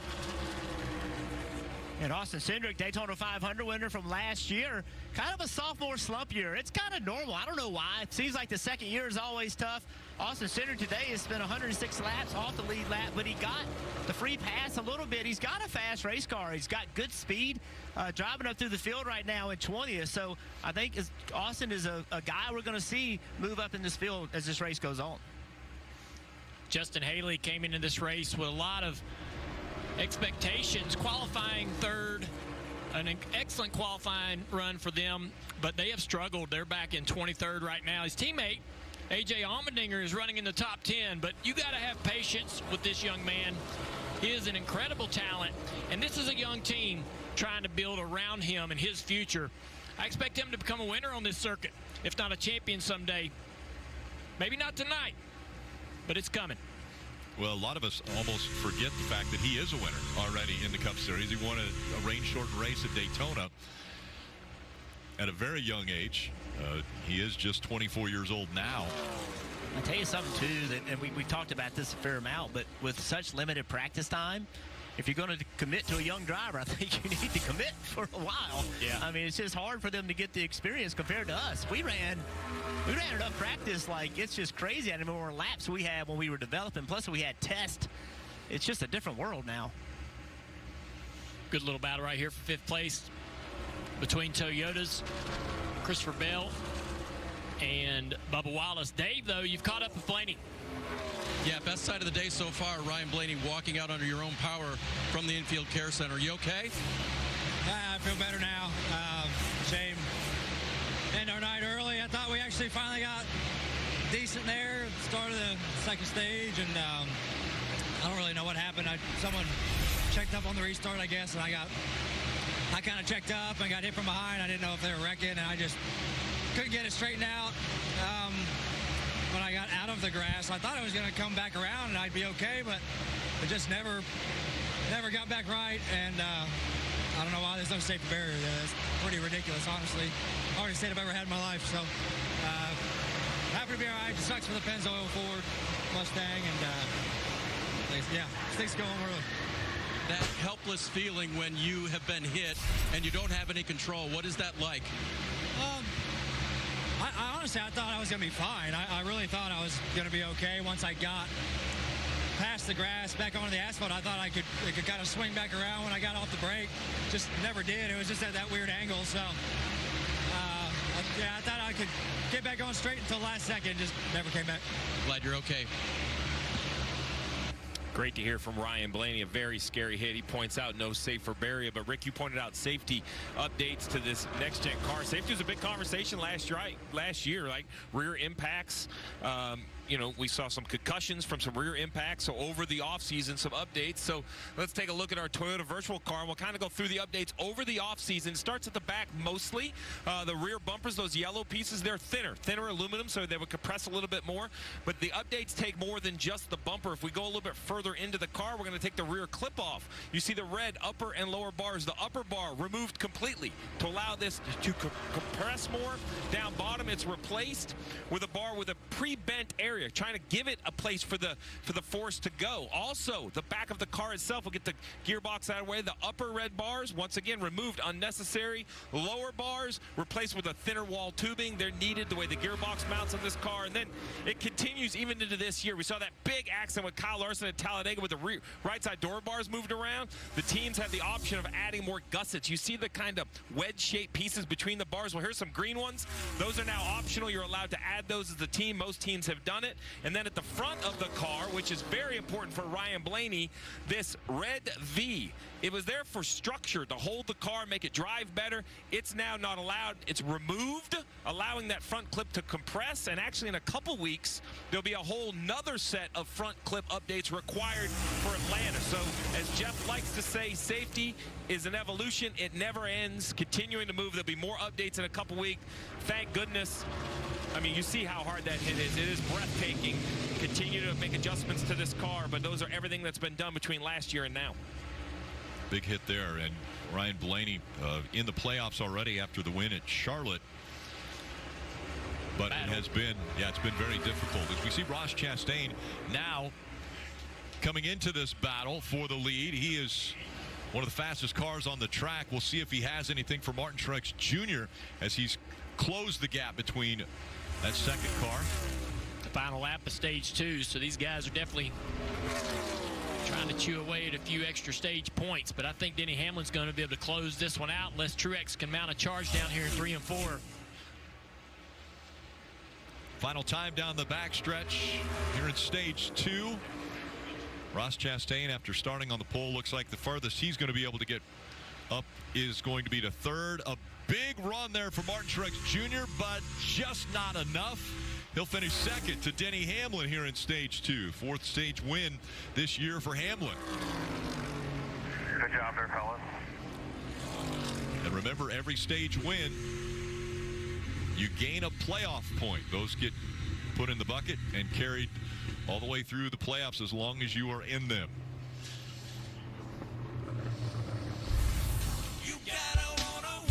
Tyler Reddick won stage 1. And then the issue with the tire. But it's Denny Hamlin who's able to get out front and win stage 2 here at Nashville.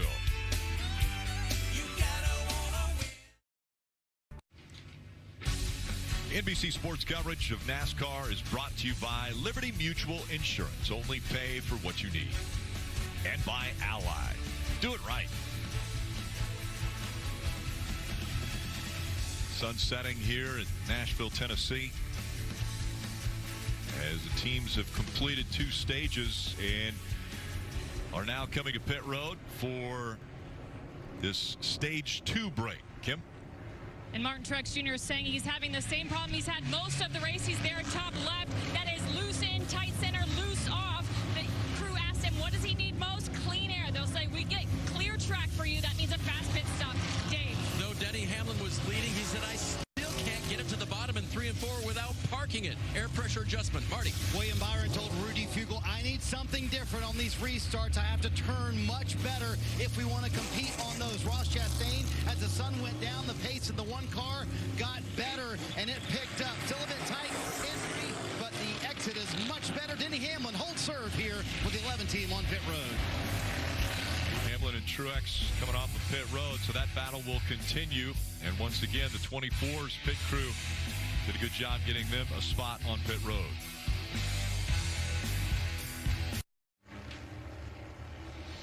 Next Sunday on NBC and Peacock, NASCAR Cup Series racing on the streets of Chicago. Yeah, that's right. Coverage beginning at 5 p.m. Eastern for the Cup Series.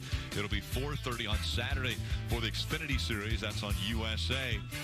So many great views when you go to Chicago, see the skyline. And right now, Parker Kligerman is enjoying some of that skyline. And from a unique location, I believe you've got the fountain right there with you. Correct, Rick. That's Buckingham Fountain behind me. I've actually also been doused in it just here moments ago with the wind in the windy city. But right here, as you mentioned earlier, is where the Peacock pit box is going to be.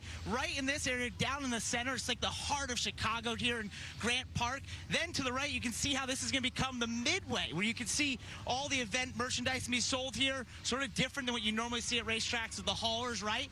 And then as you shift back around, you'll notice all this space. Well, this is going to be the midway for the race because it's more than just a race. It's an event. There's going to be concerts here as well.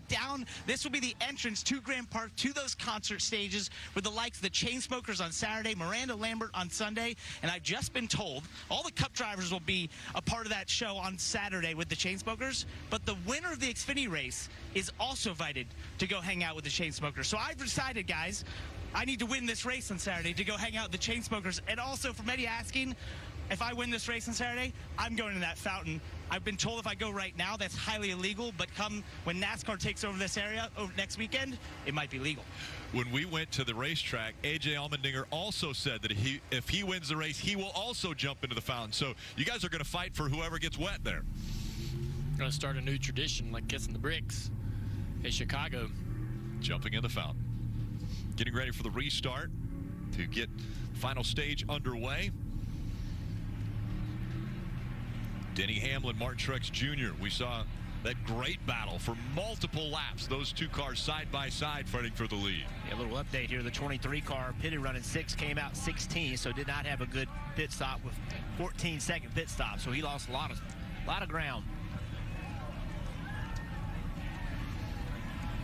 Just 108 laps remain from here in Nashville.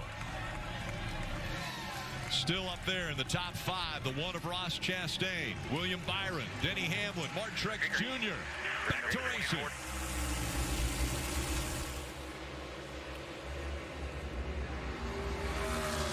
Denny had his eyes on that one car right there. You saw him trying to block any move that he thought Chastain wanted to make. Clears Truex and Chastain off of turn 2. Look at the racing back in the field. Cars jostling for position down into turn 3.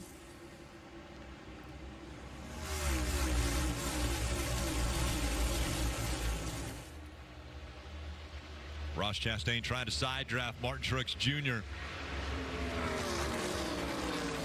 Christopher Bale back there behind him.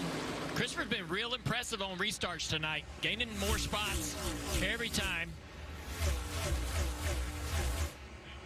And then behind them, that orange car, the old man out there, Kevin Harvick.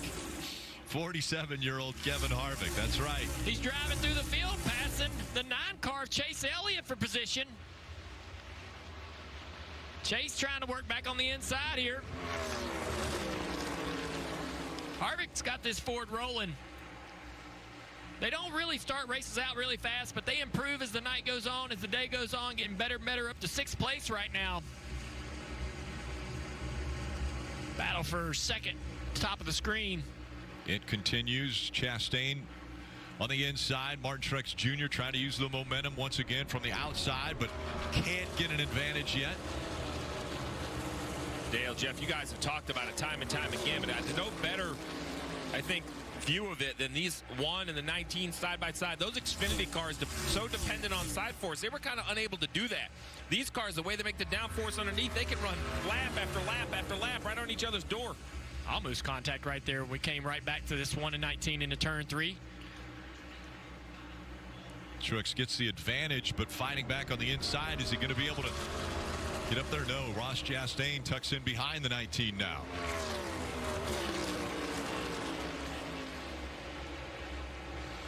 So Hamlin out front, and he continues to add to his laps led. He's been up front for 47 laps. The top 3 right now have led the most laps. 54 for Chastain, 50 for Truex Jr., and 47 for Hamlin. Talked about Bubba Wallace had a bad pit stop trying to work his way through the field. Contact right there with Larson. Larson tried to turn down to block that run. Man, I wanted to see the rest of that.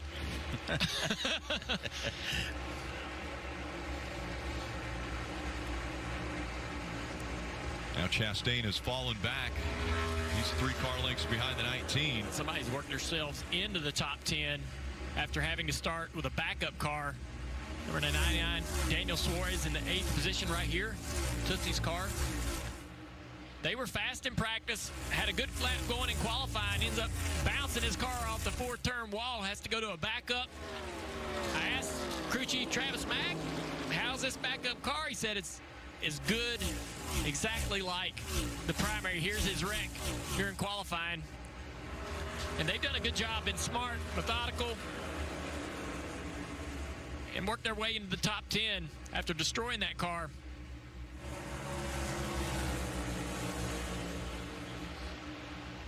Marty.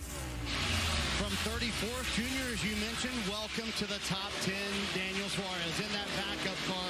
And it's not been an easy run for Suarez either. They know they have the pace in the car, and And Suarez has been frustrated a couple times, sitting back in traffic, having a car much faster than the guys in front of him. But, Junior, I love the word you mentioned, methodical. Travis Mack has been incessant on the radio to say to Daniel, hey, be calm, be patient. You know you have the car. How patient do you have to be working up through the field when you start all the way in the back, Junior?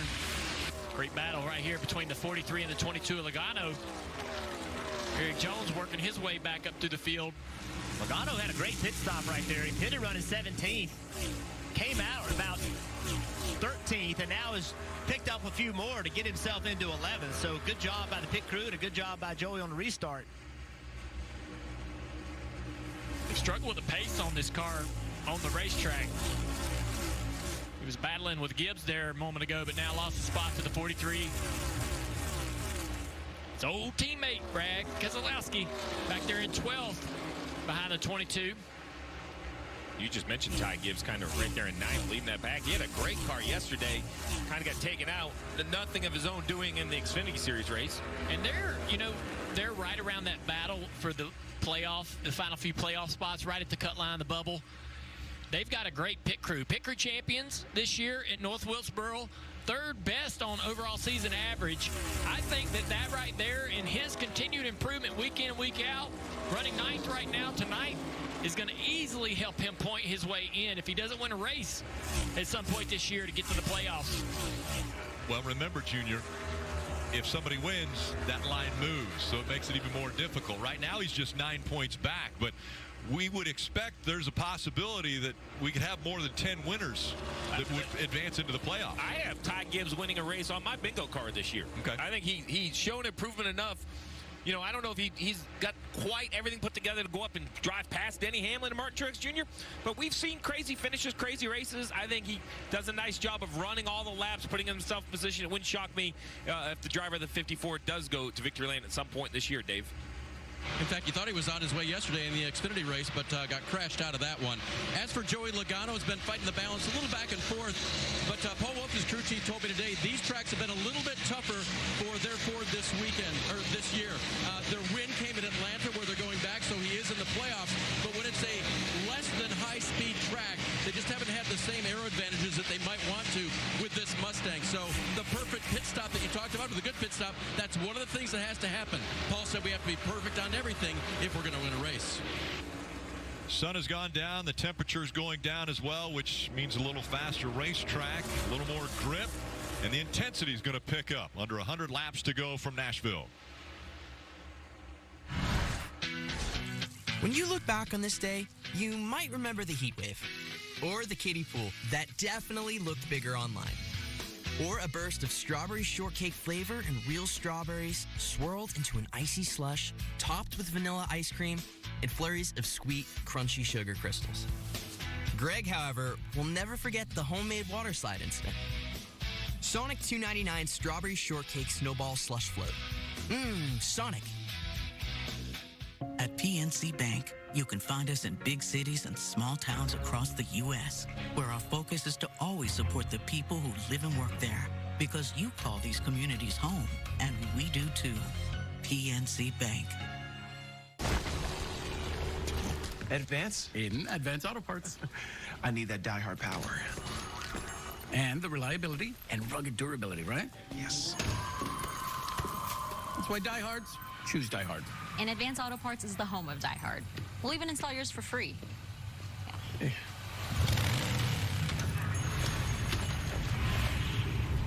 Abuela? She makes the best tamales. This is how we advance. Moving this summer? Join the 6 million families who discovered a smarter, more flexible way to move with Pods. Save up to 30% off until July 10th.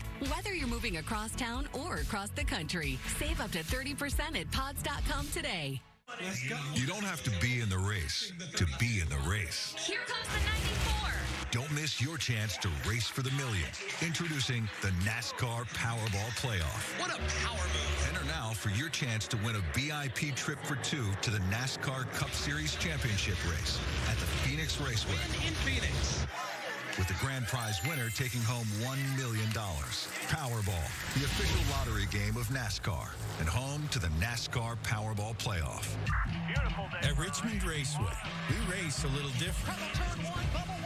We celebrate a little different. A win changes everything in this sport. We tailgate a little different. Even where we are is a little different. The only thing that isn't different is the amazing experience of being here for you and your family. It's the same as it's always been. NASCAR weekend at Richmond Raceway. Get your tickets now at richmondraceway.com.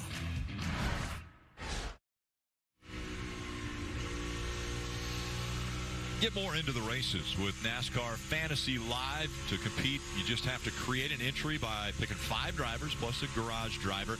You can keep tabs on your lineup and even make in-race adjustments to maximize your score. All you have to do, visit NASCAR.com/fantasy to play. Still up front, it's Hamlin and Martin Truex Jr. 1 and 2, separated by about a quarter of a second. A little further back in the field, and it hasn't been the season that Eric Almirola was hoping when he came back after discussing retirement a year ago. He was looking for Eric Almirola running 26th right now, and only one top 10 this year. And I know the question has come up, will he continue on, or will maybe this year be his final year competing? Wants to spend a little more time with the family, but Smithfield really pulled him back in behind the wheel. Really like that relationship that they have with Eric. Well, the struggle for Eric really has been a Stewart-Haas Racing issue in general. The 14 of Chase Briscoe currently 31st in the free pass position. Big news out of this team this week is John Klossmeyer was replaced with this man, Richard Boswell. Richard and Chase having success together in the Xfinity Series and won 8 races together. This is for the first Cup race for Boswell. Greg Zippindelli was asked about this. He's in charge of competition at Stewart-Haas Racing, and he said, I think Richard Boswell's the right guy because he's going to hold Chase Briscoe accountable. Not that he isn't doing the right things, but somebody needs to make sure he has everything, Marty, he needs as a race car driver. Everyone needs oversight, and that's what Greg Zippindelli thinks Richard Boswell will bring the driver of the 14. And Steve, I found it funny on day 2 that Richard Boswell was Chase Briscoe's crew chief on the Cup side. He sent him a text, and in the text it was a kid and a tidal wave. The meaning, I'm drinking through a fire hose with all the information that I get on the 14 team and on the Cup side as well. But he also said, we've taken some principles from our Xfinity Series days, and we've applied that to the Cup Series car. We'll see if it works. I think it will. You see in the lower screen, Austin Dillon. It's not really been a clean year for Austin Dillon. 5 DNFs. They had that huge penalty. That's really hurt them in the points. Austin Dillon sitting there running 16th tonight. A solid run. His teammate right there with him on speed. So Austin and his team, they just need a turnaround, but they are definitely going to need a win if they're going to make the playoffs. Another driver is going to need a win to make the playoffs. This 41 car of Ryan Priest, qualified 25th tonight, sitting in 21st position. Had a great run at Martinsville, got on the pole there, led 141 laps, but no top 5s this year, no top 10s. It's been a tough season for Stewart-Haas, as we mentioned, but I think that they have the talent behind the wheel in all of their race cars. Just a matter of time before this team gets it going. We've mentioned the struggles that Ford has had this year. They're not immune to it. As the battle for the lead continues to heat up, Truex seems like he's a little quicker, just can't really find the clean air he needs. You can see him every once in a while getting some runs, taking some jabs. Not ready to throw that right hook yet. Yeah, he keeps searching. He'll go a little higher, about a half a car length higher than what Denny Hamlin will run. And then sometimes he'll duck down low and see if the lower line helps him gain any position. He's gotten all the way up to about a 1/10 of a second behind, but now drops back to about a 1/4 of a second. I feel like Denny Hamlin and this team, I don't think they've gotten the finishes that represent how fast they've run. I feel like this is a little bit of an underappreciated team this year. They're really fast every week. Seems like they've had a lot of problems late in races, and it wouldn't surprise me to see them go win 3 or 4 before the playoffs start. Just have a lot of speed in this car. 82 remaining. They still have to come to pit road at least one more time as Denny Hamlin out in front of Martin Truex Jr. 82 to go. Fast enough so we can fly away. Still gotta make a couple NASCAR drivers, Ricky Stenhouse Jr., Ryan Blaney, and William Byron, hit the golf course last month to work on their driving skills while the PGA Tour was in Charlotte at the Quail Hollow Club. Next week, the PGA Tour is going to be in Detroit. Coverage on Golf Channel and Peacock, June 29th through July 2nd. You remember, U.S. Open champion Wyndham Clark won that event, the Wells Fargo event at Quail Hollow. Aerial coverage brought to you by Pods. Moving this summer, save up to 30% at pods.com today. Under the lights now at Nashville Super Speedway. And the gap between 1 and 2 has stayed pretty similar to when we went away. Hamlin with about a 0.3 of a second lead over Martin Truex Jr. now. Chastain is still right in there in third. Harvick in fourth, quietly running in the top 5. It was 75 laps to go. You see on the bottom left the final pit window. So if you stopped here, we believe you can make it all the way to the end on fuel. So everybody still needs a pit stop. 33 laps on this set of tires, 75 laps to go. We'll see when the gambling starts. How about here with a run. Extra bumper. Chastain right up to the back bumper of Truex, trying to take second away. And he does it easily. We saw this at the end of the last long run. It seems like Chastain has really good speed. See right there, he just slid up. Said, you know what, Martin, you're not going to get back on the outside of me. It slowed the one car down, but it maintained his position to the 19. Now, he stopped that advance from the 19. Now it's going to take the fight to Hamlin. But I think Chastain has a much quicker car than these two guys at this moment. Interesting choice of words there between what you just said. Ross Chastain's going to take the fight to Hamlin. These two, it seems like every racetrack they go to, they're either banging doors or running into each other. So look what Chastain is doing here. He is lifting early. Watch Truex gains on him in the corner. But now Chastain goes to the throttle. He goes to the throttle soon, gives up some speed on corner entry, and that really helps his corner exit speed. We don't see that work a lot with this car, but on this racetrack, it has been effective. Denny looks in the mirror and he sees a new car behind him and a car that's closing. Denny now has to start to get on the defense here. One car right up to the back bumper, a couple more car lengths here, and he'll be there. Where does Denny go to try to take away that advantage, Jeff? The one down to the bottom in that clean air driving right up to him there. We've really pretty much officially shifted tonight. Big change in this racetrack in the last probably 20, 30 minutes, and it seems to suit this one car really well as he comes on in the long run here. Look at that. He just is able to run lower in clean air, carries really good speed through the middle and the corner exit. Freeing up, but holding steady for rear grip. Taking the higher line now as he has the momentum. Can he take the lead away? Did Denny go down there to try to defend what he thought the one would do? The one goes to the top, now to the inside. Denny came down, wasn't able to block this run, and Chastain out front at Nashville. And up the racetrack, puts that 11 in dirty air right there. Denny can't finish the throttle, right? So that allows the one to drive away down the back straightaway. Marty.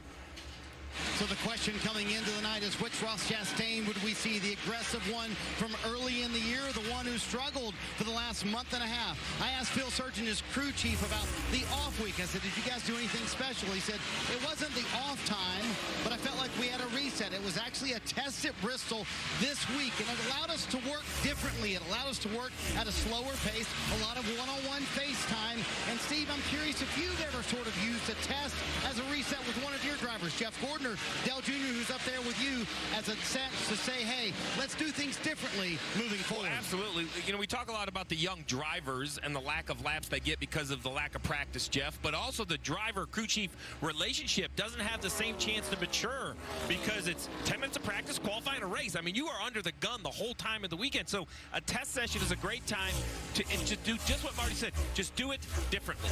A different pace, a different cadence. Sometimes, Rick, this sounds silly, a different goal. Sometimes you go to a test, it's not about going fast. It's about learning something. It's a real opportunity, and it seems to be working for the one of Chastain, who's working on, he was catching the 78 of Bilicki right there. Yeah, Josh Bilicki just making his fourth start in the Cup Series this year, as the one's going to get by him. And we see it heating up here between the 24 and 20. William Byron on the inside of Christopher Bell. Byron was fading back, but now it looks like Christopher Bell's struggling even more. Kevin Harvick drove to 4th place, Chase Elliott 5th, but these two guys right here were kind of fading back. Wonder what's going on with Byron, Marty. He is just so free, Junior. He said he just has no grip anywhere, so he's begging for that pit stop, and those pit stops should be coming up pretty soon. Just way too free for William Byron, who restarted 4th. Now he's in 6th. Steve had mentioned the pit window is open, so just 66 laps remaining in this race. They could make it to the end.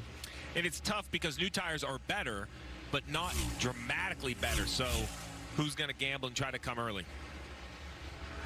Chastain now a 1-second lead over Denny Hamlin, Martin Truex Jr., Harvick, and Elliott, all in the top 5 here at Nashville. And this is ready to go online. Any questions? Yeah, I got one. How about the best network imaginable? Let's invent that. That's what we do here. Quick survey. Who wants their internet to work pretty much everywhere? And it needs to run smooth, like super, super, super, super smooth. Hey, should you be drinking that? It's decaf. Because we're busy women. We don't have time for lag or buffering. Who doesn't want internet that helps AI do your homework even faster? Come again? Sorry, what was that?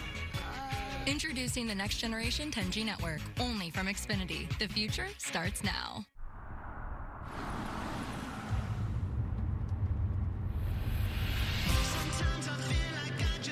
Chevy Silverado has what it takes to do it all. With up to 13 camera views and the Z71 off-road package.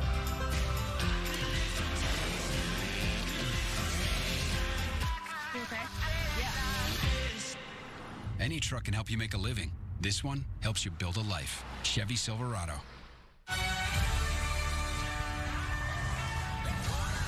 Get a free ticket to see Indiana Jones and the Dial of Destiny when you spend $35 at Applebee's. Applebee's. Now that's eating good in the neighborhood. Moving this summer? Join the 6 million families who discovered a smarter, more flexible way to move with Pods. Save up to 30% off until July 10th. Whether you're moving across town or across the country, save up to 30% at pods.com today. The company goes to the firstborn, Audrey. The model train set is entrusted to Todd. Mr. Marbles will receive recurring deliveries for all of his needs in perpetuity, thanks to AutoShip from Chewy. I always loved that old man. What's it say about the summer house? Yeah, the beach house. The summer residence goes to Mr. Marbles. Plot twist. I'm sorry, what? Doesn't make logistical sense. Unbelievable. Pets aren't just pets. They're more. You got a train set, Todd.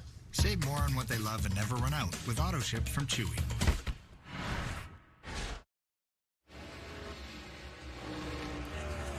The 4 was running 4th, and now with the right rear tire down, he is slow on the apron. Maybe will he get all the way back around? Well, and there was a cycle of green flag pit stops. People had started to come, but now with the 4 slow, they don't know where that tire carcass, if it'll come off the car. So green flag pit stops have ceased. No one is on pit road right now until they see this 4 safely get to pit lane. It looks like he's going to get all the way on, and as he does, I expect to see a bunch of cars follow him as we ride on board with the Hunt Brothers Pizza. You see flat right. I don't see a lot of damage anywhere, so I'm assuming you just had to run something over.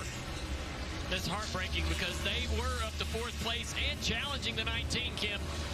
Yeah, and he came on the radio and said right rear, so brought it down pit road. Harvick also said just a little bit loose in the back end, so detrimental to this team who was running so well, Dave. Chase Elliott comes in for his pit stop. He said the right rear feels a little proppy, but that's still better than it was the last run. He's gone.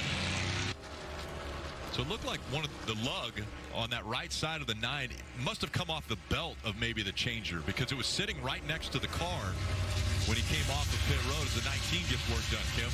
And Martin firmly telling his team, I am still tight center, loose off, air pressure adjustment on 4 tires, Sunoco fuel for Martin Truex Jr. Now it's basically how quick will Chastain and Hamlin follow. I can't imagine the one's going to stay. No, he's going to pit this time by. He knows he cannot give Truex multiple laps on fresh tires. Now it's up to the pit crew of the 1. You see Hamlin right behind him at the top of your screen. 59 to go. If it goes green, this will be the last expected pit stop. Dave. Oh, the race on pit road. Who can get it? The JGR crew goes to work for Denny Hamlin. His car is just about where he wants it to be. Air pressure adjustment, if anything, Marty. Ross Chastain told me earlier this week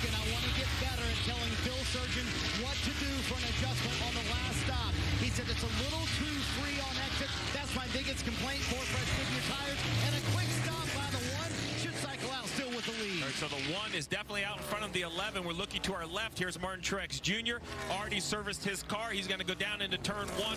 Newer tires on the left. He's going to get in front of the 11, which I think is going to be a huge advantage for the 19, because I think he was getting held up by his teammate at times. But the 1 of Chastain has blended off in front of the 19. So as cycle continues, Chastain should be the leader. Let's check this gap right here. I'm not going to give it a number. Big number. 30 car lengths. I mean, that's a bigger gap than he had. So great job by the 1 team and the driver on and off pit road. That number 1 pit stall, very helpful for Ross Chastain and their crew. They are in the top 5 of best average stops all year long. They were the best team last year on pit road by a long shot. So impressive stop when they needed the most. And Chastain's one of those drivers that has not been to victory lane this year. Could add his name to the list of drivers into the playoffs. Running along the Hunt Brothers Pizza we saw with Kevin Harvick and the tire issue. Oh, you hear it. Such an awful spot. I guess it's better than the corner. I shouldn't say that. But at the start-finish line, he had to run for an entire lap on that flat tire. You know, that's perfect. Oh, it's an awful spot because, well, it could have been the corner, you know. So I guess, you know, you take what you can. Dave. Christopher Bell is on pit road. He heard from his crew chief, Adam Stevens. We see what you are fighting. They have some data they can look at. They made a chassis adjustment. 4 Goodyear tires, Sunoco fuel. Joey Logano just in past them. That car has been struggling. Most recently, the car was a little bit tight for Joey Logano. They'll get 4 Goodyear tires and Sunoco fuel as well. You see on the left, Keselowski, Busch, Bowman yet to pit, Gragson. They know they're losing time to Chastain, but for these guys, the call is to probably run all the way out till it needs fuel and hope you get a yellow. You know, try to catch a break, try to improve the day. Keselowski out front. Again, has to come to pit road. Kyle Busch running second right now. Alex Bowman third. Noah Gragson fourth. I thought they would run longer. Yeah, I thought they would run longer, but nope, they're going to pit right now, Kim. And Brad complaining of tight through the center, just a little loose off, but needed help on that tightness of the race car. Crew chief Matt McCall telling him, do not speed here. This should be the last stop of the night. We do not need to put ourselves behind anymore. Clean stop for the 6 as we see the 20 of Bell trying to stay in front of that 8 of Kyle Busch. Busch still needing to come to pit road.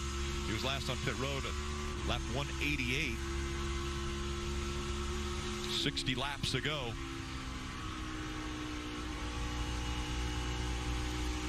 How long will they stay out, Steve, or would you think that they'd want to stay out? Well, this is 56 laps. I would go all the way to the end. I mean, if you're going to run long, you might as well run completely. Like, don't be stuck in the middle. Either be on the front half of pit stops or be one of the last cars. That's why I was a little surprised by the 6. So I think Busch right here is going to run probably another 10 or 12 laps, I would imagine, is what they're thinking here. Same for Bowman and Gragson. You see a little bit on the left side, the split. You see Chastain and Truex, you know, still 4th and 5th. Hamlin 6th. They'll cycle to the front.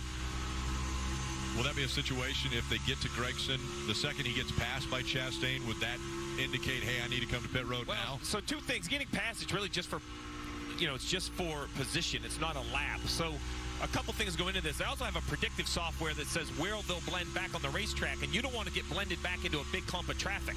So, you know, when I think of just time, you know, lost or gained, these guys have some very predictive programs letting them know what's the best time to come to pit road. You see on the left, Gragson has come to pit road. Now it's just Busch and Bowman that are in front of Chastain, who has already been to pit road. Chastain's teammate, Daniel Suarez, has Tootsie's as their sponsor on the side and the hood of the car, and one of the many entertainment spots here at Nashville.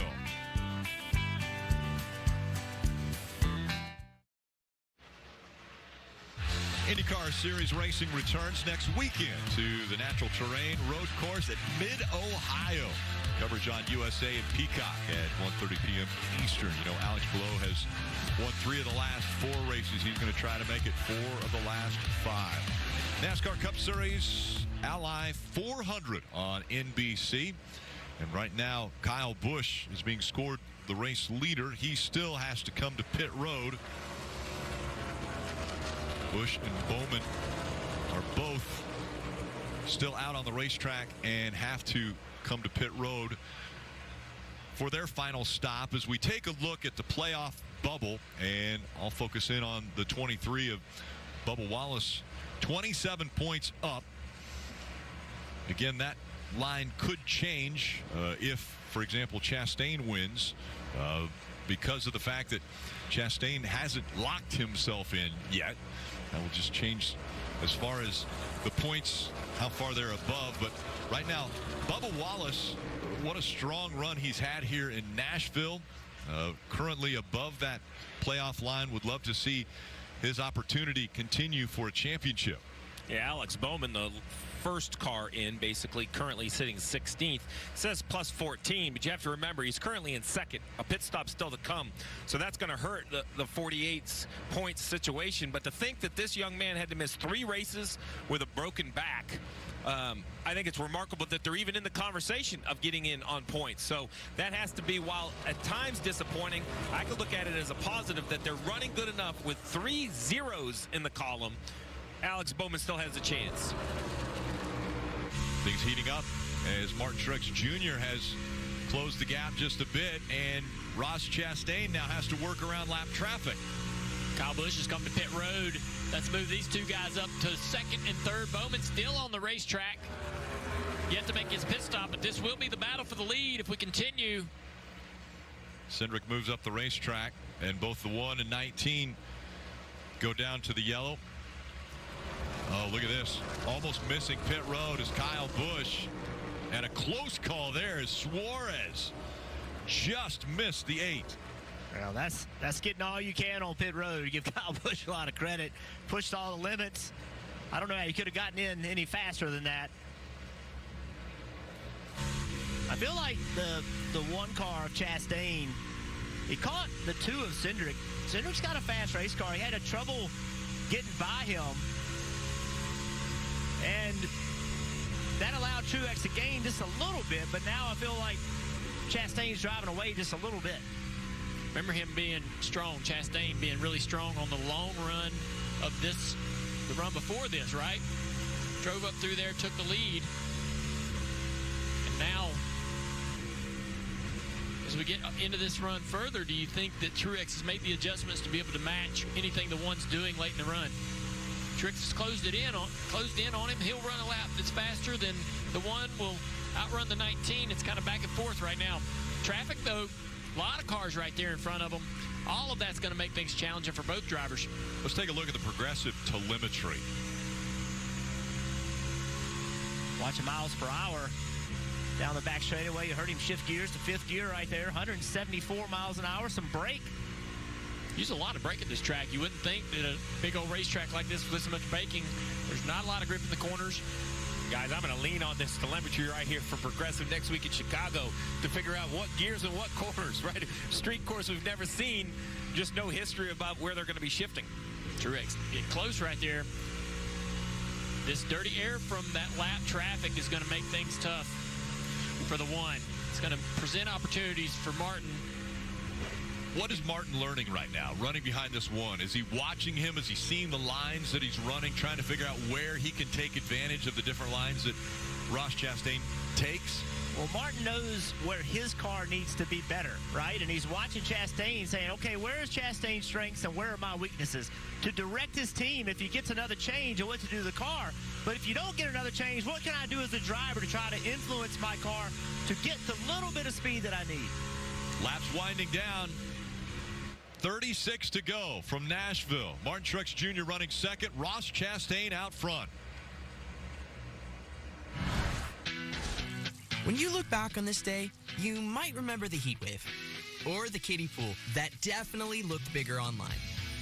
Or a burst of strawberry shortcake flavor and real strawberries swirled into an icy slush topped with vanilla ice cream and flurries of sweet, crunchy sugar crystals.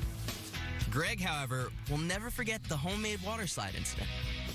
Sonic $2.99 Strawberry Shortcake Snowball Slush Float. Sonic.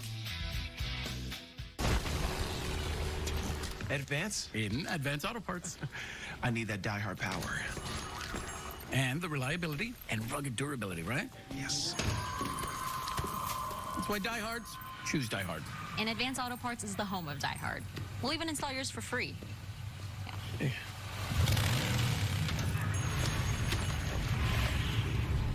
Abuela? She makes the best tamales. This is how we advance. From big cities to small towns and on main streets across the U.S., you'll find PNC Bank, helping businesses both large and small, communities, and the people who live and work there grow and thrive. We're proud to call these places home, too. They're where we put down roots and where together we work to help move everyone's financial goals forward. PNC Bank. People couldn't see my potential, so I had to show them. I've run this place for 20 years, but I still need to prove that I'm more than what you see on paper. Today, I'm the CEO of my own company. It's the way my mind works. I have a very mechanical brain. Why are we not rethinking this? I am more. I'm more than who I am on paper.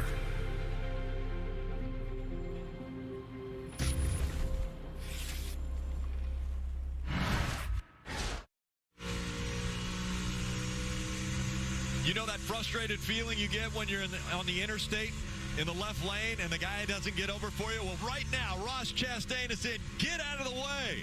I've got people behind me. Ross Chastain, the leader. Martin Truex Jr. running second. And Ross Chastain trying to knife his way through this traffic. It's allowed this 19 to get right to him as they go by the 47 of Stenhouse. Little bobble from the 19 there. Up the racetrack he goes.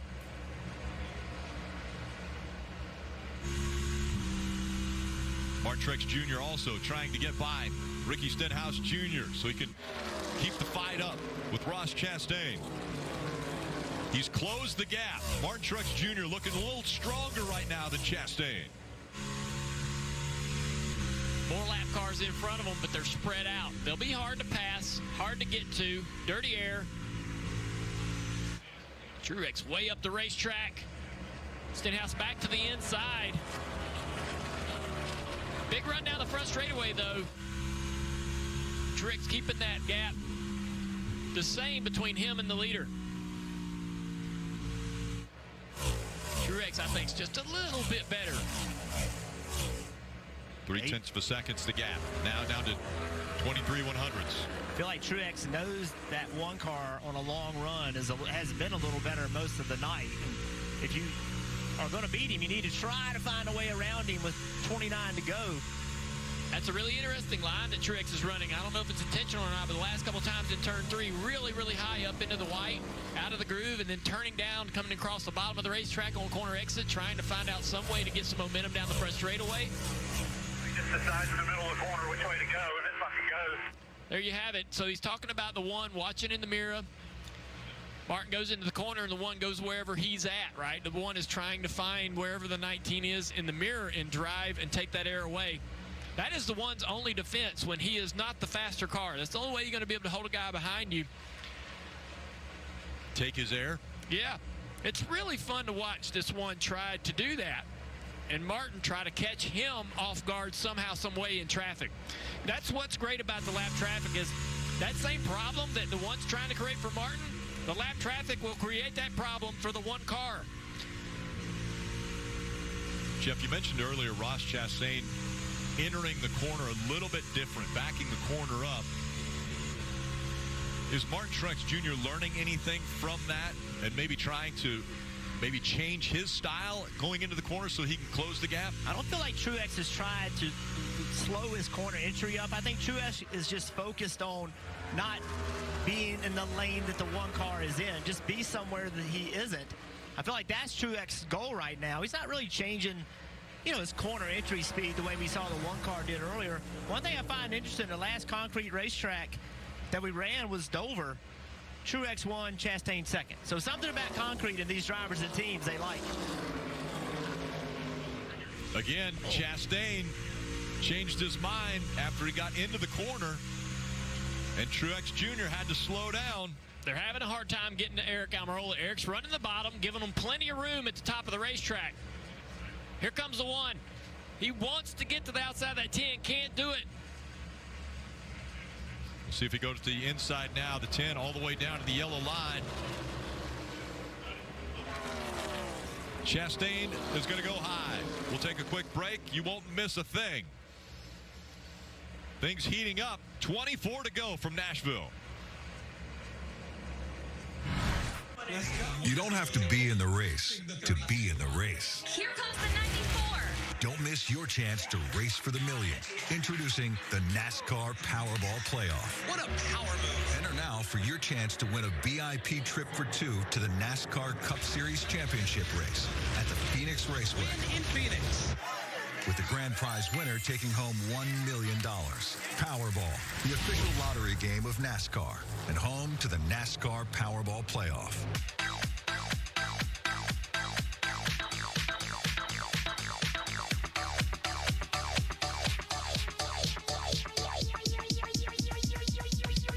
I need to try it first. This is ready to go online. Any questions? Yeah, I got one. How about the best network imaginable? Let's invent that. That's what we do here. Quick survey. Who wants their internet to work pretty much everywhere? And it needs to run smooth, like super smooth. Hey, should you be drinking that? It's decaf.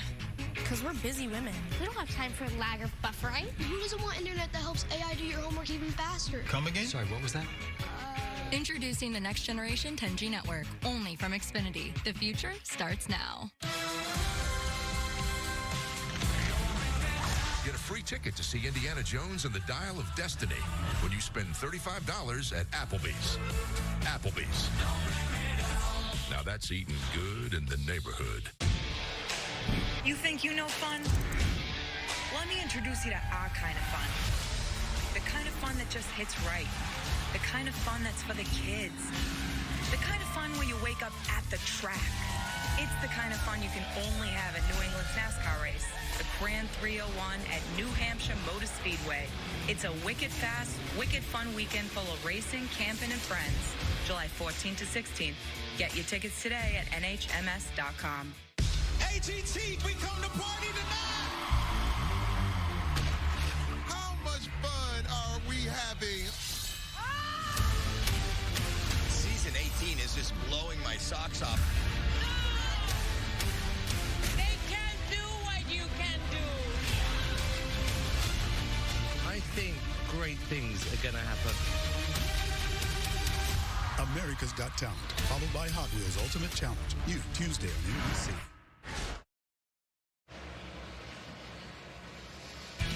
Under 19 laps to go in the NASCAR Cup Series Ally 400 here on NBC. Ross Chastain, we saw how he had to deal with the slower lap traffic. He decided, I'm going right through the middle. Thread the needle. Cars side by side right here in front of him. They kind of open up a little bit. He says, I'm going in. Right to the top, right on the outside of the 10, Eric Almirola. 48 back there on new tires has went around all of these cars, but you see what it does. It puts 3 lap cars between the leader, Chastain, and the 19 of Truex, and that's allowed Chastain to get this healthy lead with just a few laps to go in this race. Marty. Let's go through the field, Junior, and there was a lot of conversation after Darlington. Did Justin Marks, the owner of Trackhouse Racing and the boss for Ross Chastain, have a conversation with him to slow down or change his game? He said that conversation never happened, he told the media today. The conversation that did happen, hey, let's not waste the opportunities we have to win, because winning is so hard. We need to win right now, and they're 17 laps away from doing it, Kim. At this point, Martin Truex Jr. just very frustrated, came on the radio to his team almost in an annoyed voice saying, tight center, loose off. He's told that to his team half a dozen to 10 times throughout the race. Nothing seems to have alleviated that problem. He also said no tires left. So Martin Martin Truex Jr. just looking for more, Dave. Denny Hamlin's Kansas win has him in the playoffs, but that decision to put him a lap later than Truex has him back from second to third and 4 seconds behind the lead. It just hasn't been as good back here. As for the 9 of Chase Elliott running in 4th position, he's got to win a race. Yes, there's a mathematical way that he can get to the playoffs, but having missed 7 races, he's got to win one of the next 9. It's probably not going to be this one today running 4th. Marty? Dave, for his teammate William Byron, who leads the championship standings this summer, has always been a tough stretch for the 24 team. Rudy Fugle told me the tracks are all different. They don't apply to the playoffs. So what we want to develop is just consistency tonight. They haven't had winning speed, but they've kept it in the top 5 the entire time. An impressive run, Kim. And when I talked to crew chief Cliff Daniels about the 5 car and what they've needed and what they've lacked, he said, we've just been hemorrhaging points the last handful of races. We have to course correct that. Right now, Larson running in the 6th position. They've worked on that car all day long. Larson saying right now, though, I can't open my entry, too tight loading. I don't have grip to run and pace the track, Dave. Christopher Bell's crew chief Adam Stevens told me that after practice, they had to do some soul searching before they went qualifying, and they think they found a little bit more in the 20 car. And they certainly did. He started 20th and was running up in the top 5, but it hasn't been good the second half of the race. He's 7th. Kim? For the 43 of Eric Jones, they have made no adjustments on that race car the last handful of stops. And if you look at their intermediate program, they have had speed at those type of tracks. When I talked to crew chief Dave Ellens, he said they are in such a hole with their point situation. It's been a combination of things, partly their fault, partly bad luck. They have got to break the cycle right now. They look to be doing that currently in the 8th position, Eric Jones. Thanks, Kim. Dave, Marty, great job getting us through the field. And Steve, you made a comment earlier about Ross Chastain's wins. One of them came at Talladega, another one came at Coda. So a road course and a super speedway. Is this type of a win, does this put Ross Chastain in a different category in your eyes? Absolutely. Sits on the pole, first career pole, and then if he can win at a track like Nashville, while this doesn't look like other racetracks, it's concrete, it's a mile and a third, it's still the concept, right? This is the aero package, the engine package.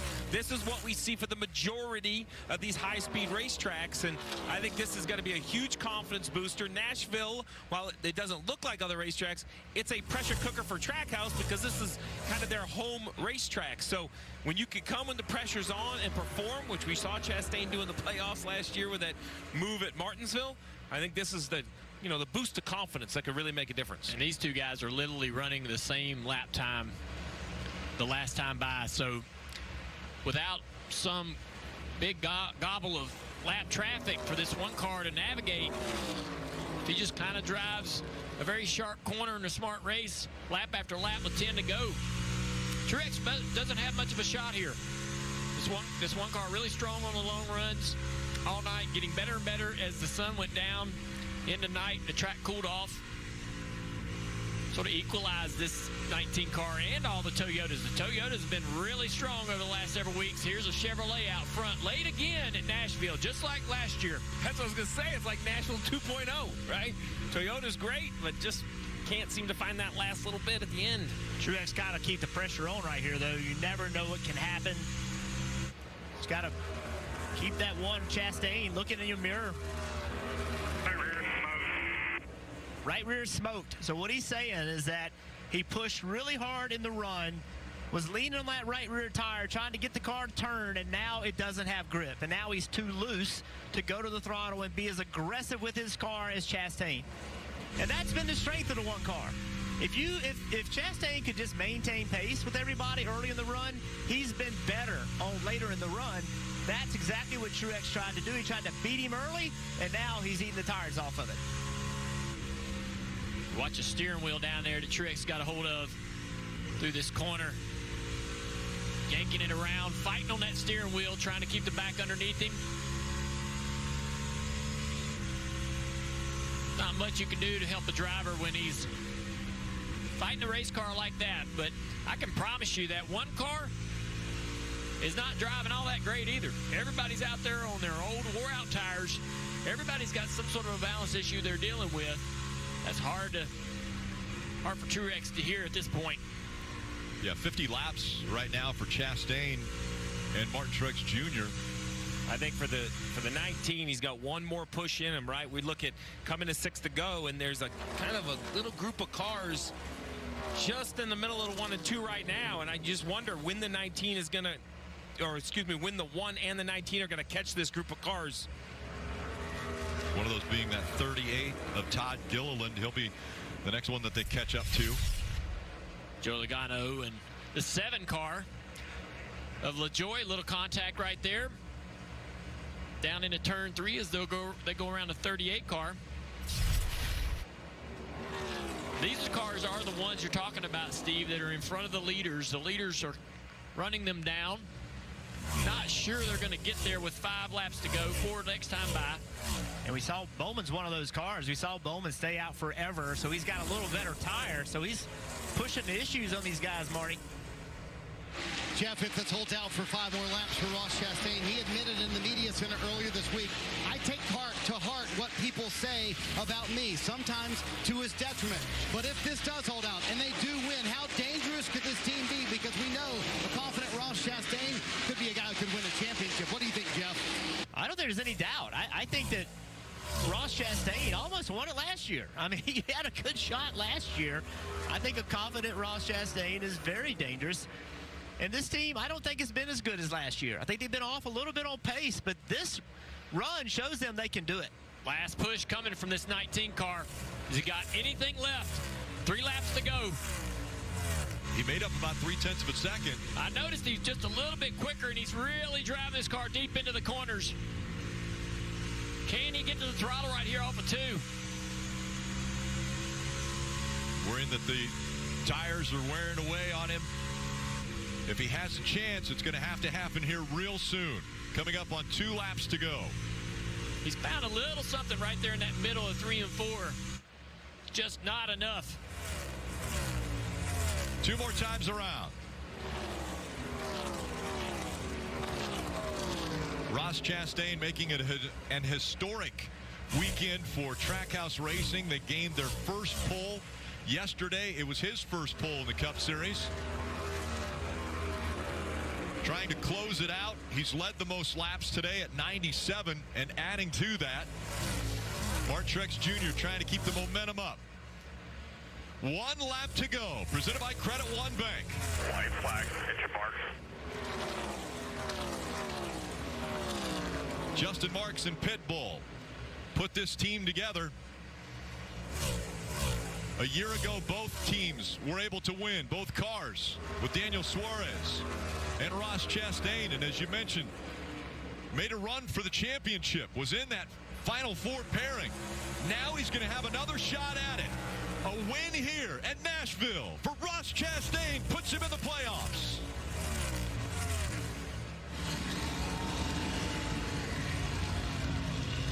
Yeah, Roy! Yeah!